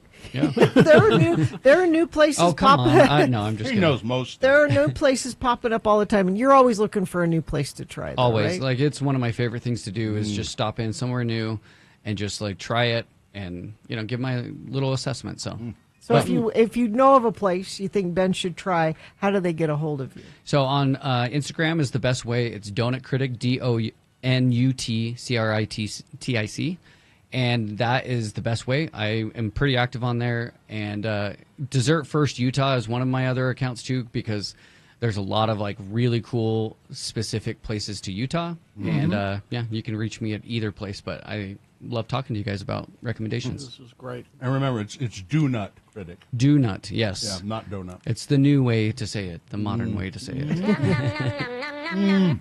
Well, thank you, sir. Hey, thank you, guys. Thank you. I was really hungry. All right. Traffic, Gina, please. Still a little slowage at northbound I-15 through Draper, looks like. Also have a crash, I-15 northbound just after the on-ramp from 2100 north in Lehigh on the right shoulder. It's adding to delays already in place heading toward Point of the Mountain. Let me see if anybody sent anything in via text. That's where you come in, folks. Whatever you're seeing on the roads, you can share it with us, and then I'll pass it along. It's a team effort, Infiniteam. Text us at 33986. Cascade Collision Repair, Utah's leader for certified repairs. Get a free estimate online at cascadecollision.com or in person, including their newest location in West Valley City. All right. Thank you very much. We will take a break, play a song for you. After that song, it's the Boner Recap Game. Easy to play, easy to win. All you got to do is tell us who won the Boner this morning. If you were listening, you know. If you weren't listening, you might be able to guess today. But why take a chance? Go ahead and cheat. Go to x96.com. Look for the box that says Boners, July 15, 2025. Click on there, and it'll give you the correct answer. Who won the Boner today? Tell us, and you will win what? Well, the Vert Alert is back July 18th and 19th at the John Huntsman Center at University of Utah. Vert Alert is a free 2-day Vert skateboarding competition and Legends demo with the best Vert skateboarders from around the world, past and present. There are ticket links and more information at x96.com. The prize we are giving away is a Birdhouse skate deck signed by Tony Hawk. Tony Hawk autographed skate deck. All you got to do is play the Boner Recap Game at 877-602-9696. Call and play. The sooner the better. 877-602-9696. KXRK Provo.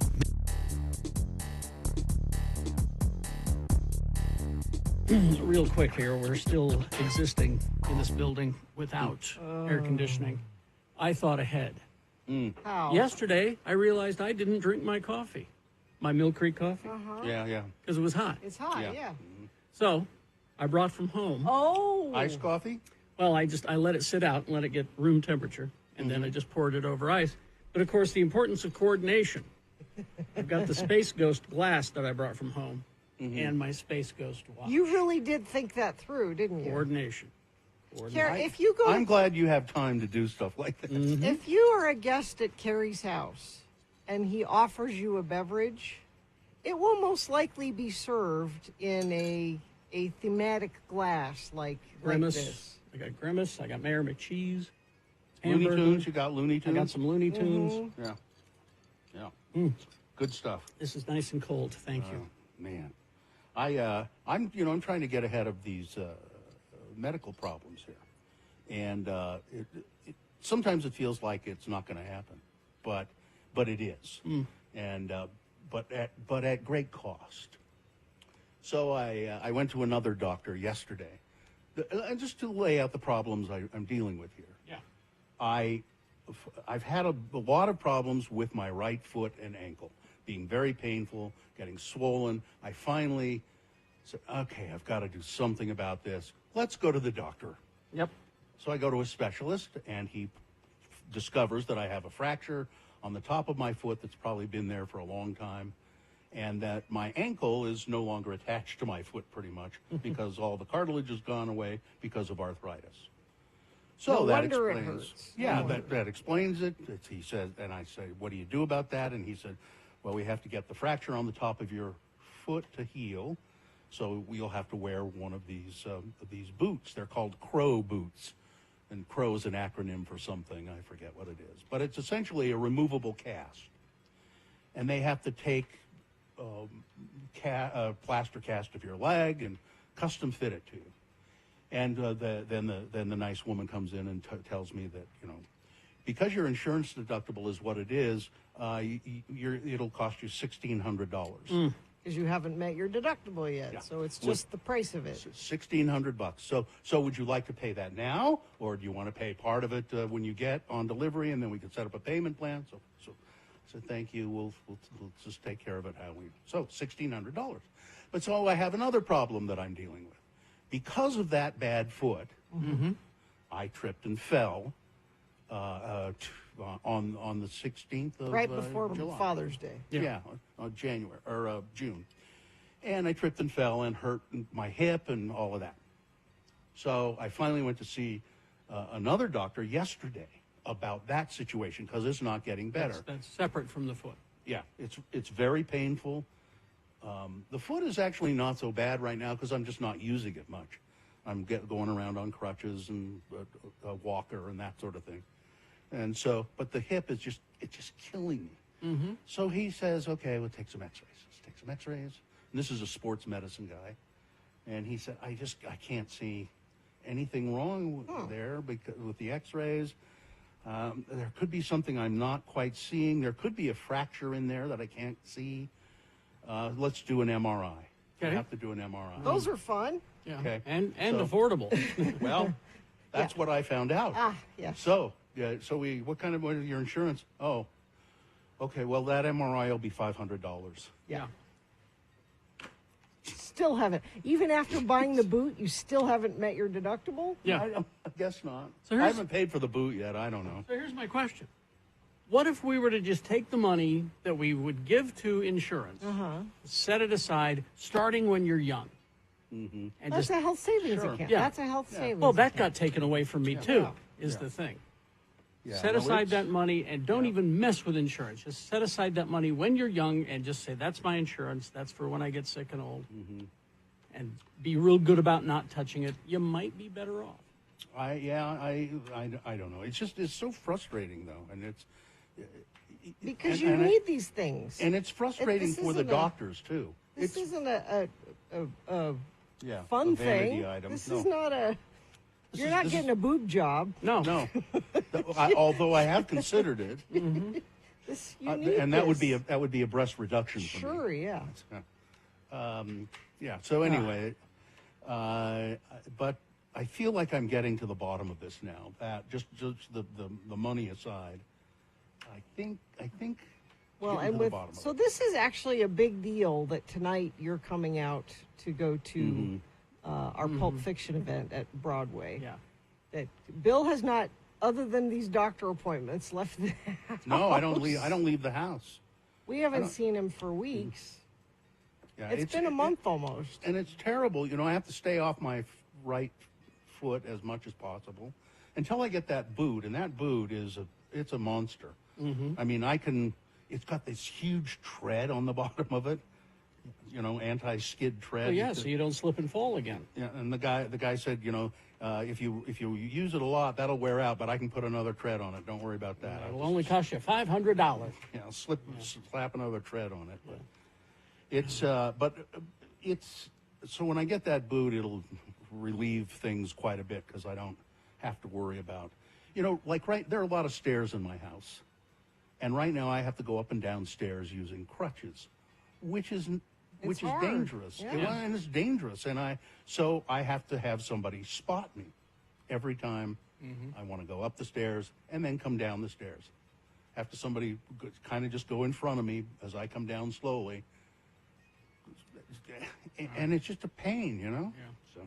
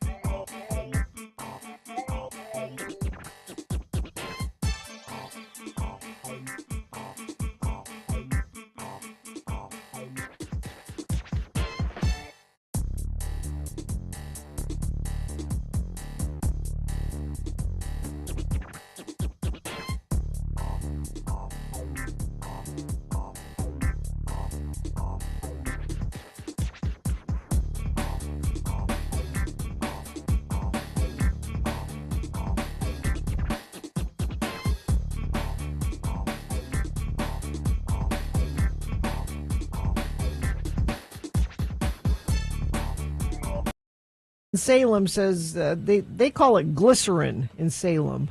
That's how they pronounce it in Salem. That guy's British, so. They forgot to edit the end of that song. They left that bit on there that should have been cut off. Yeah. Somebody just overlooked that, I guess. Could be. Might be a mistake. All right. Well, why did you play Glycerine? Because it's hot in the studio, and I wanted something to put you to sleep. It kind of wound me down. No, it just. I like that song. It was just there. I ran out of On This Days and stuff, so. I like that song. It was just there. All right.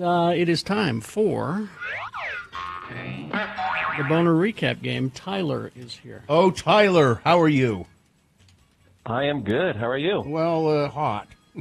It's very warm in here. Like very warm in here. What are you doing with your time today on this hot day, Tyler? I am pretending to work in my AC office. You don't have to go out and work. Oh, he's showing off. Yeah.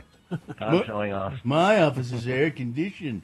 My father loves me. Our father does not care for us. You're trying to win this birdhouse skate deck signed by Tony Hawk, aren't you? I would love to. Yeah. Are you a skater yourself, or you just want the deck? I used to, but I'm a little too old for that. You're going to hang it on your wall, aren't you? I bet you're younger than Tony Hawk, and he still does it. I know. He's better than me. Yeah, apparently. All right, Tyler, this is very simple. All you have to do is tell me who won the boners today, the boner voting. I'll read the three candidates. You tell me which one was the winner. Do you think you can do that from your air-conditioned office, Tyler? I can. I think I can. All right. The boner candidate number one, I left my wife behind. Where? I'm not sure. This is a man in Paris. He was driving on vacation to Morocco. It's a long trip. And he had stopped many times. Around 4:30 in the morning, he stopped for gasoline. And he got back in the car and drove. He drove 186 miles, as a matter of fact, before realizing, wait, my wife isn't sitting next to me in the car. I've left her behind. And he couldn't remember where he'd left her. It's a really dysfunctional family. And he has a 22-year-old daughter in the car. She's asleep. I don't know. I don't know where. But the wife was finally located. The police for a little while suspected that maybe there was foul play involved and he'd done it on purpose. But no, everything's fine. Got in the car, off they went. Boner candidate number two, no good deed will go unpunished. An Arizona homeowner repeatedly fined $100. I think every time he does it, he gets fined. Handing out free cold water to his neighbors over the past year. He puts out a cooler, and then I think the bottles of water, they look like they're frozen. And he puts them in the cooler and says, it's hot, it's here in Arizona, it's 110 degrees or whatever. If you want some water, take it. Well, the Homeowners Association, they don't like the way he's doing this. They don't like the way it looks, having a cooler full of water sitting out on the... my guess is they don't like his beard either. I'm looking at him. And we'd like you to shave your beard. So the Homeowners Association says you have to stop. He says, I'm not going to do it. He said, well, we're going to fine you $100 every time you do. And he said, go ahead. I'm not going to pay it either. That was boner candidate number two. And then boner candidate number three, stealing fresh food from those in need, for those who worked for it. There's a community garden down in Spanish Fork now, and people pay a little bit of money to grow their own vegetables in this garden plot. Presumably they don't have, they live in apartments. They don't have a garden plot at home. But people have been stealing pumpkins, primarily pumpkins and garlic from, maybe it's some sort of cult. Stealing pumpkins and garlic from the community garden. Anyway, just leave the people's produce alone. Those were the three candidates. Who was the winner, Tyler? The winner is number two. It was number two. Yes. Over 200 votes for the Homeowners Association. Congratulations, you've got that Tony Hawk skate deck. How long before you put it for sale up on eBay? I'm going to keep it. Okay. He's going to hang it on. All right. Hang on the line, Tyler, and Katie will tell you what you need to do to get it. There we go. Okay. Well, we got some big boy news and a pinuendo. All the leftover news coming up for you. Have we got the Emmys yet? Let me see. Maybe we'll do the Emmys a little bit. If not in the news, we can do it in the break after the news. Oh, we do have a break coming up, too, yeah. So all right. We'll get to the Emmys. Stand by for all of that. Stockton 12 Honda. Stockton 12 Honda, your friendly neighborhood Honda dealer. They're in the Southtown Auto Mall in Sandy. And, Stockton 12 Honda's having a big summer event sale right now. Inventory's moving fast. The deals won't last. Great deals on every new and used Honda. The Honda summer event ends September 2nd, so don't miss your chance to drive away in a brand new Honda for less money. I've bought... three cars I've bought at Stockton 12 Honda. I will probably buy another car in the near future. Check out the new CR-V hybrid model. That's bound to be a terrific car. The perfect Honda for you is just waiting there at the Honda Summer Event at Stockton 12 Honda, happening now. Deals that you will love. Oh, and trade-in values are very high right now. Shane Parrish, the general manager, says, I don't think I've ever seen trade-in values as high as they are right now. So go to Stockton 12 Honda. They're in the Southtown Auto Mall in Sandy. Just this quickly, I thought it was a list, but it's a survey. Oh, it's a survey. Okay, I won't play the list bit. I don't know how I feel about being surveyed. Oh, it's okay. The survey's been done already, Bill. You can just comment on. I think I know what you will say about this survey. Really? According to research, half men, 50% of men, admit that women who wear a lot of makeup repel them. No, I love it. No, you I don't. love that I know makeup. you I love it caked on. I want women to make their makeup look as whorish as possible. St. Ives conducted research that included 1,000 women and 550 men. They found that 40% of men think that women generally wear too much makeup. I like it when they wear so much makeup. I like it when they wear makeup on their face and even make up their hands and their arms. 45% of the male participants saying that all the makeup women wear is the stuff that turns guys off completely. Not far behind makeup in the turn-off department, 33% say fake tans. Yeah, I could understand that one for sure. Bright red lipstick came in at 5%, and lastly... Ooh, I love bright red lipstick. That actually kind of surprises me. Lastly, faux eyelashes and thick eyebrows. I don't understand. Okay, so I've seen a lot of, not a lot, but there is a certain trend for women wearing eyelashes that are so big. Yeah. Too much. Yeah, Now, I have fake eyelashes. Oh, okay. But they don't But look, they don't look fine. like No. it, do they? I only wore fake eyelashes for my wedding, and they were like the magnetic ones with the eyeliner. These are just a natural. It's just supposed to look like you know what would make I have them look better? mascara on. You know what would make them look better? Is if you wore bright red lipstick. So you're telling me, Gina, you don't want a big fan over your No. eye where you can't... Have you ever seen those blow in the wind? It's so funny. And it's hard to keep your eyes open. Yeah. I don't get it. I don't get why they do that. It's just too I feel like they'd be super uncomfortable because I don't like eyelashes in the first You know place. what I like? Speaking of facial hair on women, I like the monobrow. I'm really You're into. Who was it? It was one of the Breakfast Club people that had the monobrow. One of the Breakfast Club, like Ali Sheedy or Ali Sheedy? One of them. I don't remember who it was, but had the You monobrow. were into the monobrow? Oh, Brooke Shields had the monobrow. I mean, she had good eyebrows. She actually had monobrow for a while. Then her mother made her fix it, I think. I think women wear makeup because they like makeup. Yeah, a lot of it is that. I don't think women wear it because they think This men will are going bring to a like man. this. Yeah. I mean, like, I wear mascara because I am a redhead, so my eyelashes are red, so it looks like I don't have eyelashes. Your eyelashes are red? Well, Yeah. my hair's red. My hair's red. That's freaky. It's the same with my leg hair. I don't want to know about your... It's like... Don't go any further with this. So I wear black. I mean, technically, I should wear brown to make it look more natural, but I do wear black mascara to just look like I have something there. Now, what about? I mean, I don't mind a little makeup on.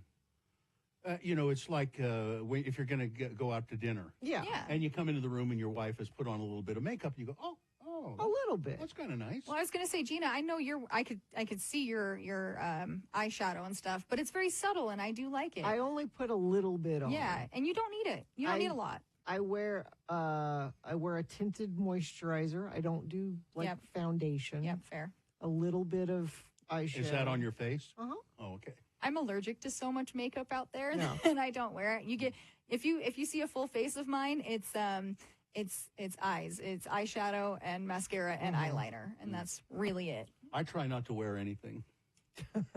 I don't. Although there are pictures of Bill, and I'm sure we will address this when we talk about Salt Lake Acting Company. Yes. There are photos of Bill in full drag makeup. Yeah.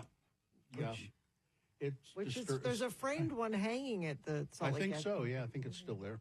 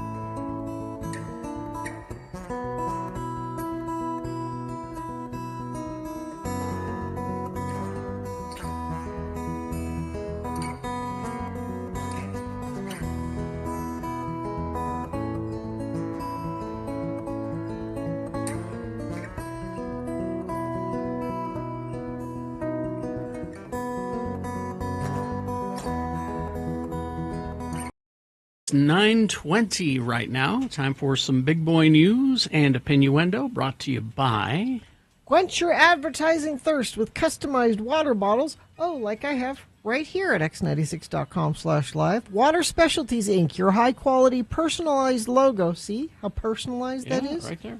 Printed on every bottle, filled with purified or natural spring water. It's a perfect way to advertise your business or event. Get a quote by emailing Megan at waterspecialties.net. So I was just listening to that Jon Stewart piece, and was thinking, I don't mind his jokes there, but the people in the audience were laughing at the fact that somebody had hacked Elmo and the stupid things that the hacker had made Elmo say. And I don't find that particularly funny at all. I'm not sure what I find it kind of mean and stupid.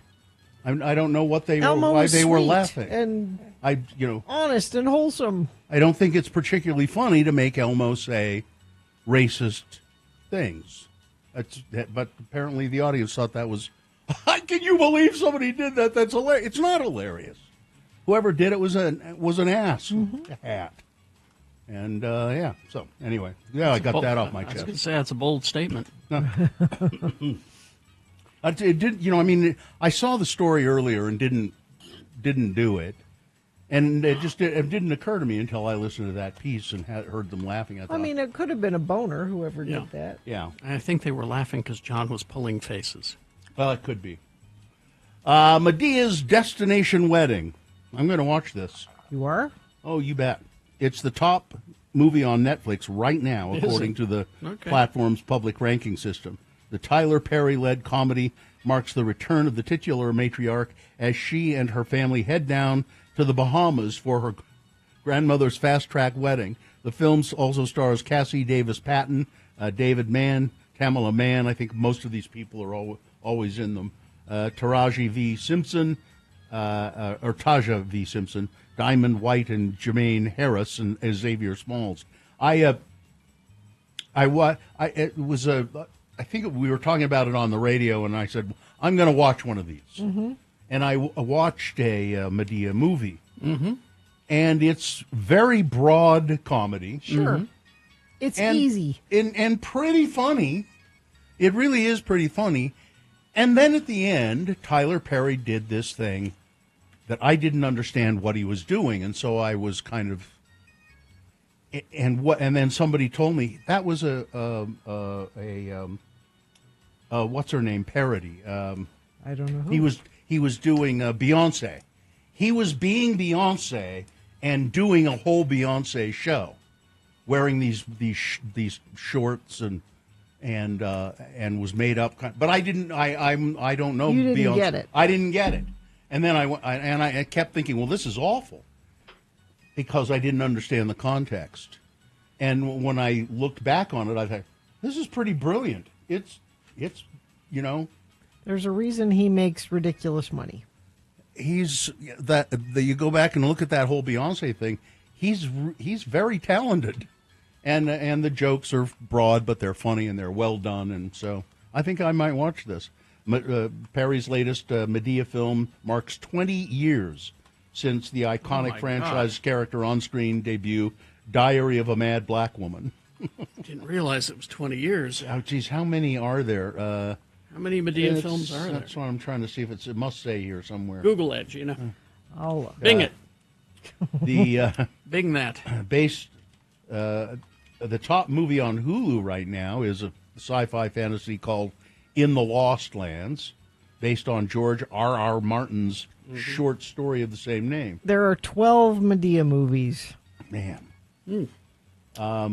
The film stars Mila Jovovich, centers on a witch and a hunter, Dave Bautista, who travel to a dangerous land in search of a magical power for a queen. Well, it sounds like it could just be good escapist, sort of sci-fi fantasy stuff. So there you go. Let's see. Sofia Vergara. Yes. Supremely talented person. Very talented comedian. I think she does some singing, I believe, and she's got her wits about her. She's been honored with a special statue of herself in her hometown of Barranquilla, Colombia. It is 24 feet high. That's a. If I were Sophia, I would say that no, thank you, but Why? no. Why? You want a 20? If Ogden wanted to put up a 24-foot statue of you, would you want that? You bet your ass I would. Gina, you knew the answer. You knew the answer to that before. And I deserve it. So now you want to know where your statue Where are we is. going to put it? Yeah, exactly. Where should we should put it right by the Welcome to Ogden sign at 24, with me sort of leaning Under the over, arch. gesturing to the Welcome to Ogden sign. I would say no. Oh no, thank you. That's, no. On Saturday, July 12th, Vergara, who was born in Barranquilla, 1972, she's 53, shared several photos of the statue via Instagram, alongside an emotional message to the city she grew up in. "Thank you to my beautiful Barranquilla for this gift," she wrote. "I never imagined that my history, my work, and my dreams would leave such a significant mark on this earth, and that I love, respect, and long for so much. I thank Barranquilla for making me everything I am." You know what's going to happen to that statue? Well, I'm afraid The so. same thing that happened to that one in Ireland with the big boobed lady statue there. That is what is going to happen. But it's to the 24. Sofia Vergara. It's 24 feet tall, though, so maybe it's out of reach. Yeah, maybe. Is there going to be a statue of Jay standing next to me? The statue is not only in my honor, but in honor of the Barranquilla people, and in honor of my family and my friends who have always been with me. I love them so very much, she said. No, good for her. Let's see. Freeze. So it's a craze. People are getting, instead of tattoos, they're getting branded, freeze branded. You know, this is the new way, not of people, but to brand like cattle. Rather than a hot brand. Yep. branding? You freeze brand. It hurts as much, I would think. Yeah, it does. It hurts. You know, it's not as much as a hot brand. Healthcare professionals are now warning gutsy Gen Zers that the freeze branding trend, tattooing human skin with icy cold liquid nitrogen, can land you in a lot of trouble. Friendly reminder, you're not a horse, said Andrea Suarez, a board-certified dermatologist. She said she has a viral video featuring footage of a man's back being imprinted with a frosty iron, typically done to mark livestock. Freeze branding, also known as cryo branding, is a technique involving a cryogenic coolant instead of heat to destroy the pigment cells in their hair follicles. Freeze branding human skin is a bad idea, the doctor said. Oh, there it is. Because it can result in a full thickness burn, and that puts you at risk of deep infection, a deep infection called cellulitis. So, let's see. John Elway is not going to face any charges in the golf cart death of his friend. Remember that story? He fell off. Yeah, so they were both drunk, driving a police- golf cart, and he fell off. They've ruled the death of John Elway's longtime friend and agent, Jeff Spurbeck, a tragic accident. Apparently, as I recall, Mr. Spurbeck had jumped onto the back of the golf cart, and when it took off, he fell off. If only he had listened to his mother about horsing around. Yep. Let's see. happens. There's a new Disney app for adults. It's a dating app. It's called, Single Riders, a proposed new dating app. That's a good name for that it. aims to connect Disney devotees along with each other. So you go to the park alone, looking for love. Single. Looking for love. And you go on the Matterhorn, and you find love. It's a way to meet Why people not? that share your interests. There are worse ways to go about this. My avatar is a couch, and I got J.D. Vance to chase me. Bruce Springsteen, talking about the two-part documentary on Billy Joel, and So It Goes. They're they're both New Jersey boys. So Bruce Springsteen was asked what he thought about it, and he said, I have a lot of respect for Billy Joel. He said, there are similarities and differences between our backgrounds. He was a bridge and tunnel artist. As I count myself, we stuck to a lot of where we came from, bridge and tunnel, like the tunnel and the bridge to Manhattan. But he says, as I count myself, we stuck to a lot of where we came from in what we wrote about, but we wrote about it using slightly different tools. I obviously more identified with New Jersey, so I came more out of a folk rock background. Billy is more kind of identified with New York, and he had all that Broadway and Tin Pan Alley stuff, and that's why his melodies are better than mine. What's the matter with the clothes I'm wearing? Can't you tell that your tie's too wide, Carrie? Music scholars can debate whether Springsteen's assertions are correct, but for context, he's referencing Broadway's rich musical tradition, as well as the Tin Pan Alley collection of musicians and songwriters. And he said, Bruce says, I didn't really reference any of that. I didn't have any of that. Billy Joel scared me to death. Why? When I was a kid. Why? Only the good die young. Oh, it gave you nightmares, did it? Because you were You good. Catholic girls start much too late. Well, did you do something about it? Because I don't want to die. Of course she didn't. Well, no. If you were I've good, gotta go you out died young. I've got to go out and sacrifice my virginity Because I immediately. don't want to Just die. saying, you weren't paying attention. Someone give me a cigarette. Mother? There's a red flag warning. What does that mean? It means it's going to be hot, 100 degrees. Means it could be windy, and we could have a mostly dry lightning. Could see a little bit of spotty sprinkle out of this, but mostly not a lot of precipitation. But the chance of lightning with all those other factors in place means there's a fire danger. So, you know those fireworks you were hanging on to for the 24th of July? Please don't. Don't be an ass. Please don't be an ass and do anything with those. The official Pie and Beer Day Festival is back. This family-friendly holiday for the rest of us will be hosted Thursday, July 24th at the Ballpark Stadium in Salt Lake City. This is our good friend Bad Brad Wheeler puts this on. $5 for general passes, $30 pie pass gets you 6 pairings of pie and beer. Learn more by going to x96.com/events. All right. Thank you very much. We'll take a break. We'll be back. Hopefully we'll have the Emmys for you. Emmy nominations. Stand by for that. Haster Games. Go to 6831 South State Street for board games, Magic the Gathering, Dungeons and Dragons, dice, figures, paints, all that tabletop role-playing board gaming stuff. They specialize in it at Haster. 2 brand new trading card games have shown up at Haster, the Godzilla TCG and the official HoloLive TCG. Those who are fans of giant monsters, Godzilla card game is a strategic trading card game based on the legendary Godzilla series that is celebrating its 70th anniversary.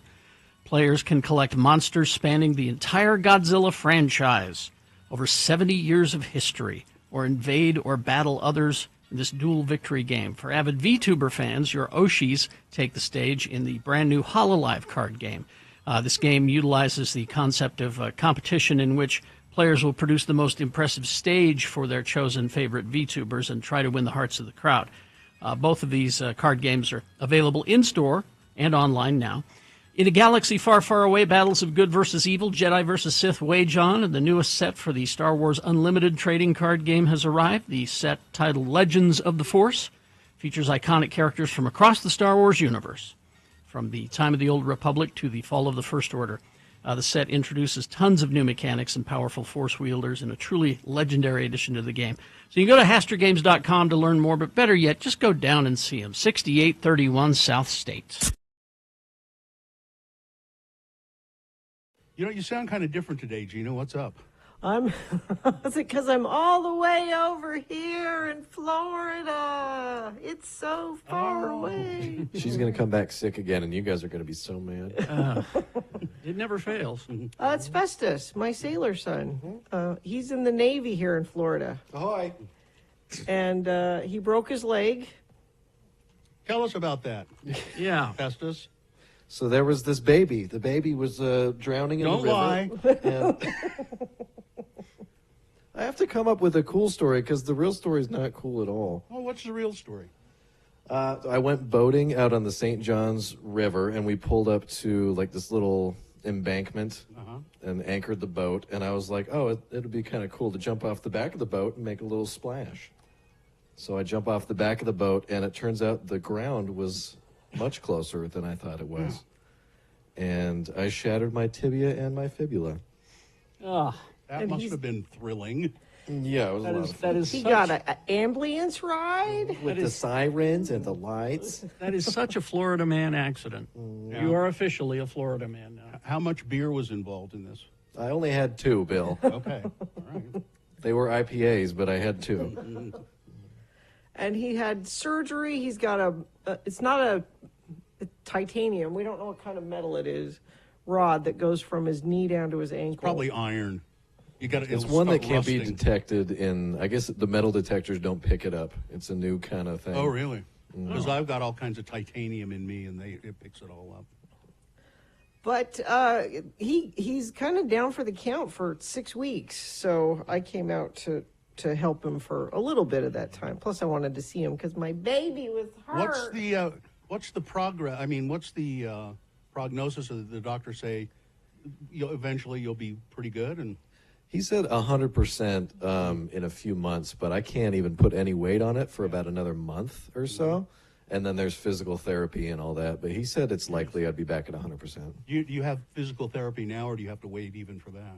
I have to wait for that. I have another appointment like at the end of June, and then after that I can start stretching.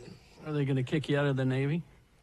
No, he said he would try to prevent that because he was in the Navy too. He just retired. He was a captain. But was that a question? I mean, yeah, definitely. It was a possibility depending on the prognosis. If I couldn't get back to what they call fit for full duty, Exactly. then eventually I would get separated. But he's thinking that won't happen. and so is it? I mean, are you in pain now?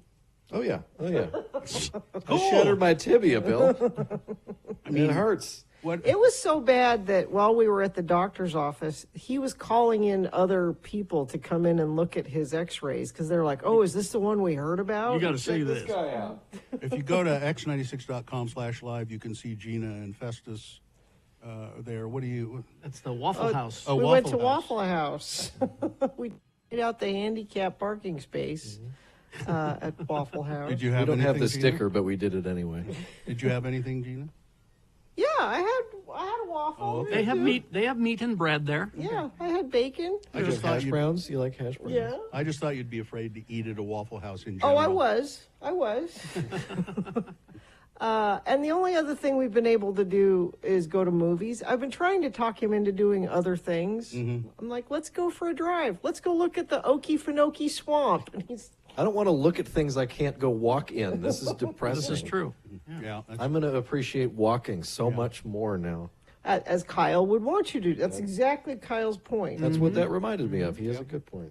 But we've been going to movies. Well, hang 'cause on to that's- that. I just got Oh. word that Jonathan can't make it. Oh, okay. Well, we'll tell So you we'll what we've been up to. we'll talk about what you've been up to down in Jacksonville. Okay. In the break.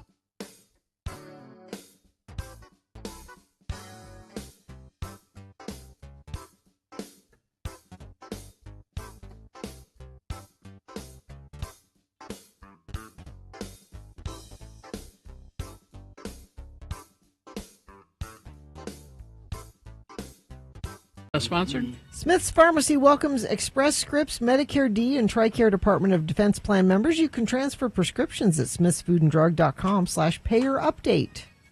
All right. Do we have the? They're slowly rolling in. Slow. Yeah. I have a couple. Okay. These are the Emmy nominations. They just started putting them out a couple minutes ago. Give us what you got. I have lead actor in a limited or anthology series. The nominations are Jake Gyllenhaal, presumed innocent; Brian Tyree Henry, Dope Thief. Cooper Koch, Monsters, the Lyle and Eric Menendez story.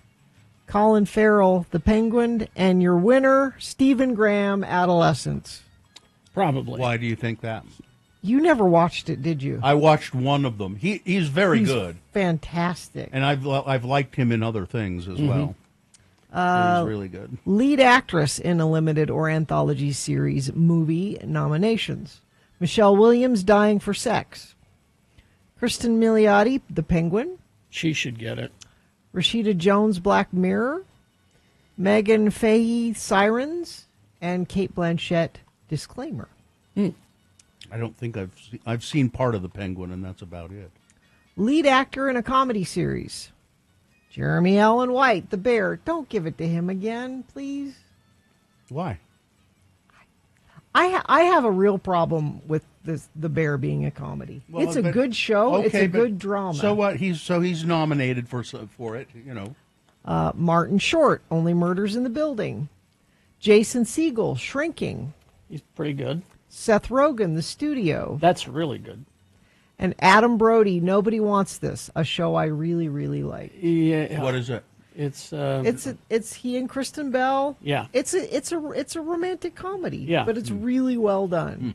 and he's pretty good in it. Mhm. I'm having a hard time picking on that one. Yeah. Limited anthology series. Black Mirror, Dying for Sex, Monsters, The Penguin, and Adolescence. Probably Adolescence. Probably Adolescence, but I'm hearing good things about Dying for Sex. So Michelle Williams has cancer. She does? Holy crap. The character has Well, cancer. she'll get it just because sympathy vote then. But she I'm dying and I'm going to go have some fun before I die. That's kind of what it's about. Comedy series. Oh, look, The Bear. There it is. Abbott Elementary. See, isn't it weird that those are in the they same should. category? Yeah. Why? Hacks. Hacks should win. Nobody Wants This. That's also good. Only Murders in the Building. Also good. Shrinking. Also good. The Studio. That's my favorite one. And What We Do in the Shadows. Oh. Those are all good. I would vote for What We Do in the Shadows, but I'll bet it's Hacks. Those are all good. I watch all those shows. And isn't The Bear doesn't fit with all of them? Okay. I don't think it does. Okay. Drama series. I think you'll have a hard time with this one, too. Okay. White Lotus. Slow Horses. Great. Severance. Isn't Slow Horses more of a comedy? I mean, really? He's farting all the time. The Pit, which I love. Paradise. I know you watched that. I don't know what that is. Oh, that was really good. The Last of Us. Uh, The Diplomat. And Andor. I know you probably say Andor. I'm there. partial to Andor, but Paradise was really good. What is that? It's about a CIA agent, not CIA, Secret Service agent, who is protecting the president during the end of the world. Oh. I like that. But, I mean... The Pit has has so much talk. Yeah, so. The Pit is my favorite out of these. But let's see. Lead actress in a comedy series. Uzo Aduba, The Residents. She's always I good. haven't seen that. Jean Smart, Hacks. Yes. Quinta Brunson, Abbott Elementary. Also good. Kristen Bell, Nobody Wants This. Mm-hmm. And Ao Idaberry for The Bear. She was great this season. This season was all her. Jean Smart. She's won it before for Hacks. Jean Smart has? Yeah. Sometimes I think maybe they give someone else a chance. Maybe Io Idaberry will win because she is very good. Yeah, this season she's owning this season. Yeah. She even wrote one of the episodes. You know, that's how some of them, right? That's how she starts. I mean, what she started out doing is being a writer and a comedy performer. So, like I said, these are trickling in, and that's all we have right now. As far as we've gotten so far. All right. Well, just we will always remember that you don't think the Bear should be in the I comedy. like the Bear. It's You not shouldn't. that. I just think it's weird that they. I know, but we know that you think that. You just don't need to complain about it every time. If you go back and watch that Christmas episode. Oh, watch the recent episode with with his mother. Him with his mother. It's just heartbreaking. Not funny, is it? No. No. Not at all. There are funny moments around it. But to your point, there's funny moments in Slow Horses. With the fact. Slow Horses, brothers are funny. it's no funnier than that. I think that's why they put them in there. The fact guys. Oh well. But even that was so sweet when he said, "But I look funny, don't I?" and it's Richie, I think. He leans down and says, "You're beautiful," and he almost tears up. Yep. All right. Well, we'll take a break, play a song for you, crawl towards the exits after these. Stand by. BigOTires.com. They are the team you trust, and Big O Tires. They don't deserve to be in the drama. They deserve to be in the comedy section of tires. I don't know what that means. The Big O Tires folks, get to know them. Your local Big O Tire stores, there's one near you. There has to be one near you because there are 50 of them along the Wasatch Front. Yeah, you just go on their website, BigOTires.com, and put in your zip code, and it'll find you one close to you. Yeah, again, and they're terrific. And once you get to know them, they know your car. That's very helpful because they do a lot of car stuff to keep it running right. They do brakes and oil changes and shocks and struts. They did an alignment on my car recently that was remarkably helpful. They said, I think you'll find that it drives better. It does. It does. Right now they're having a sale on tires. Get up to $120 on savings on select sets of Michelin tires or $200 in savings on select sets of BF Goodrich tires. BigOTires.com, the team you trust.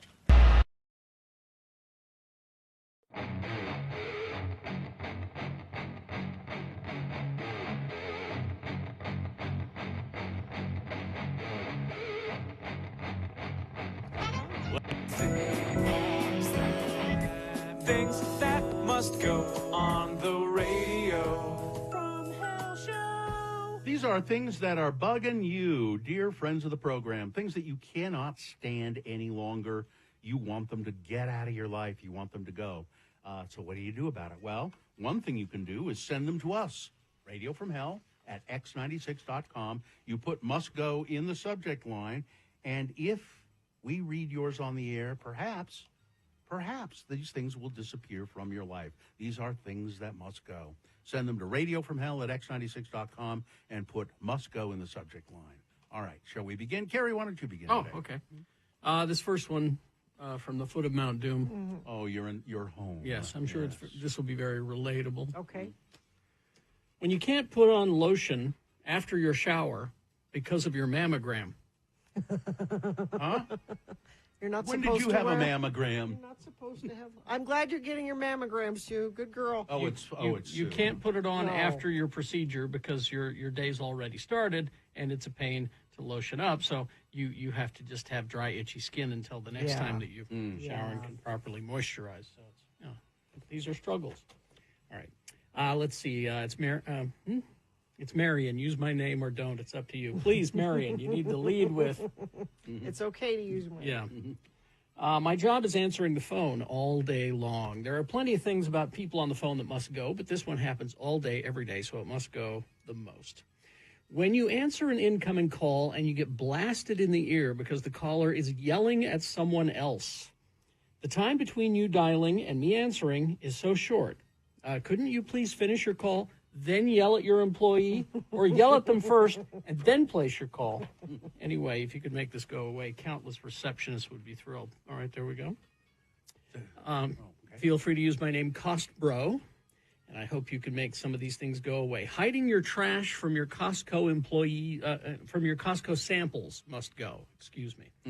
like on a shelf or something? Yeah, exactly. Stop acting like a child who's never been taught to put your rubbish into a receptacle because you leave the wrappers everywhere and things like that. A specific manager who asked you to stay late after your boss told everyone else, no overtime this week. Members who reach high into the next pallet must go. All of our products are on the floor and available for you to purchase without you needing to try to stretch up higher than you can. I don't want to see anything fall on anyone. Also, forgetting groceries in the car must go. In the winter, it doesn't seem so bad, right? Until it gets so cold that olive oil and beer solidify. That is not a fun cleanup. And finally, this. My coworker who comes in a couple of minutes past 7 and tries to talk to me while I'm trying to listen to things that must go. Yeah, Hey! that. This is important. Let's see, I'll go next. I have one of my own. Commentators who say the word right all the time. As in, Donald Trump's victory in Iowa caucuses was resounding enough to make the race for the Republican nomination look essentially finished at the start, right? But it wasn't resounding enough to remove the sense that it could have been otherwise, right? That, yet again, his opposition within the Republican Party made things ridiculously easy for his candidacy, right? I mean, Trump is essentially running an incumbent's campaign, right? I hear people do this all the time, and it drives me crazy, right? Here's one that says, what must go is people who cross slowly in crosswalks. Not that I'm impatient, but sometimes pedestrians really dawdle along going through a crosswalk. What really must go are the high school students crossing the street to seminary. They hit the blinking lights in the middle of a busy road, and then 50 to 80 kids make their way across, but not as a single bunch. No. They're spread out over 100 yards, and they just keep crossing and crossing without consideration for the long time of traffic backing up because of the crosswalk. Whatever happened to separation of church and state in Utah anyway? What do you mean there was no... For your information, school crosswalks are marked by a pentagon, looks like home plate. By law, if any pedestrian is within this type of a crosswalk, cars have to stop until all pedestrians are completely out of the crosswalk. A diamond-shaped sign signifies a regular crosswalk, and drivers may proceed through this type of crosswalk once the pedestrian is not in your lane. All right? Okay, that's good. Thanks for letting me vent, Dr. Timbo. Please do not use my name. People who still support Trump, even though he's facing 4 criminal trials and 91 criminal indictments. I am truly perplexed on how anyone can still back this disgusting excuse of a human being after everything he has done. I know people who I have highly respected in the past and would go so far as saying had good judgment that are now making excuses for this pile of excrement and saying God wants him in the White House. Geez. He has so many people brainwashed it feels like the movie Invasion of the Body Snatchers. Watching all my formerly intelligent friends and family being infected by alien space spores, but turned into Trump supporters instead of paws. I'm just at a loss as to how anyone can support this lying piece of ass. What will it take for people to see him for who he really is? Will he actually have to shoot somebody in the middle of Times Square? That would do it. According to him, no. They'll support him no matter what. I am truly terrified of what will happen if he is elected again. It gives me nightmares. Please, lords and ladies of morning radio, use your powers and make him go away. If we could, we would. Believe me. Right? Gina? Just one for me first. When my dog drinks water and she dribbles it all over the floor and I don't see that and I have socks on and I walk through it, that must go. Let's see this from Austin. Dear Lords, thanks for letting me listen. Feel free to use my name. Bring on the haters. The mountains finally get snow, but the lifts can't run due to high winds. This must go. That was a couple days ago we were having that. The dog poop bags I use are rolled up and taped in such a way that it's almost impossible to not tear a hole in the bag when you remove the tape. Can't we think of a better way to do this? This must go. And the way sandwich meat is packaged, the slices are rolled up together. It's impossible to separate a single slice without tearing it in half. It's like an infinite ring of meat. How do they do this? It must go. Austin. And finally, this from Johnny B. People who walk in the street must go. I know it's a neighborhood, but there are sidewalks. Your little excuses that the asphalt is softer to walk on than the concrete is BS. We can taste test that idea, and I'll whack you in the head with a chunk of each. You tell me which one is softer. Johnny P. Things that must go on the radio.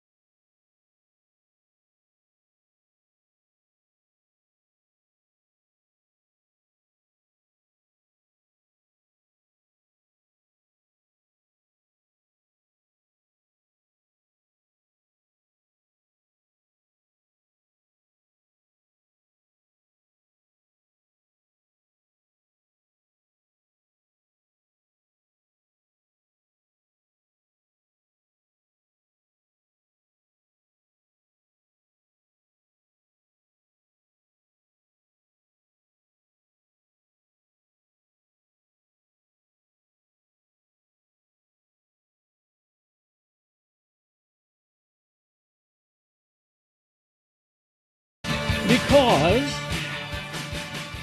if he had lived, Ian Curtis would have been 69 today. He died very, very young. Very young.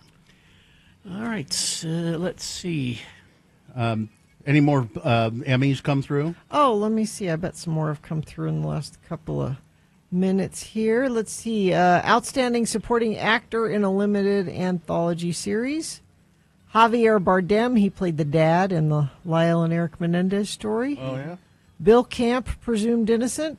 Haven't seen that, but he's really good and stuff. Owen Cooper, that's the kid in Adolescence. Yeah. Excuse me.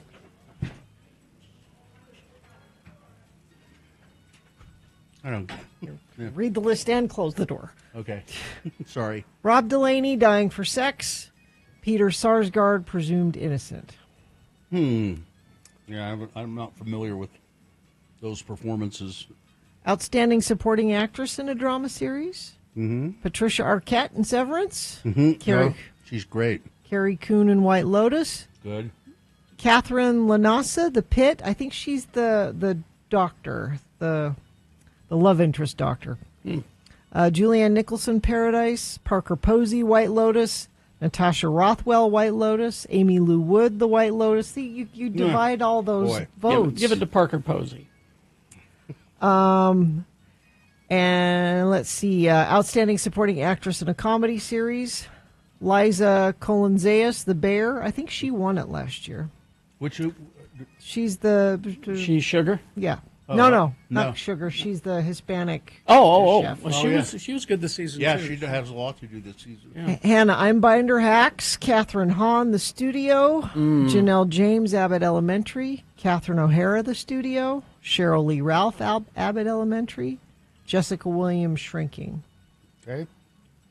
I wanted Carrie Kinney in that. Carrie Kinney was in 4 Seasons. A Tina Fey. Mm-hmm. I wanted her to get nominated for... She was good. She was good in that. Didn't happen, huh? No. I'm sure we'll have more of these tomorrow. Yeah. We'll finish it up tomorrow. Okay, let's do the promo and crawl towards the exits. I went to a Major League Baseball game, and I have some things that must go. Oh, do you hate the new pitching clock? No, I bet it's the change in the size of the bases. No, they filled the beer cups way too full. So too much beer must go. How is that a must go? It spilled all over my hands. Send us your things that must go to radiofromhell at x96.com. Too much Radio from Hell Wednesday morning. Excuse me. Here on X96. All right. It's a little beer belch there. Yeah. Huh? Doing some math really quick. I was trying to remember a show the other day that it was that. I said it was the show that was so gross it was hard to watch, but it was really funny. It's called Such Brave Girls. It's a British import, and I believe it's on Hulu. Fine job as always, Katie. Live long and prosper, bitches. Don't you know who I am? Spilled all over my hands. Artie Fufkin is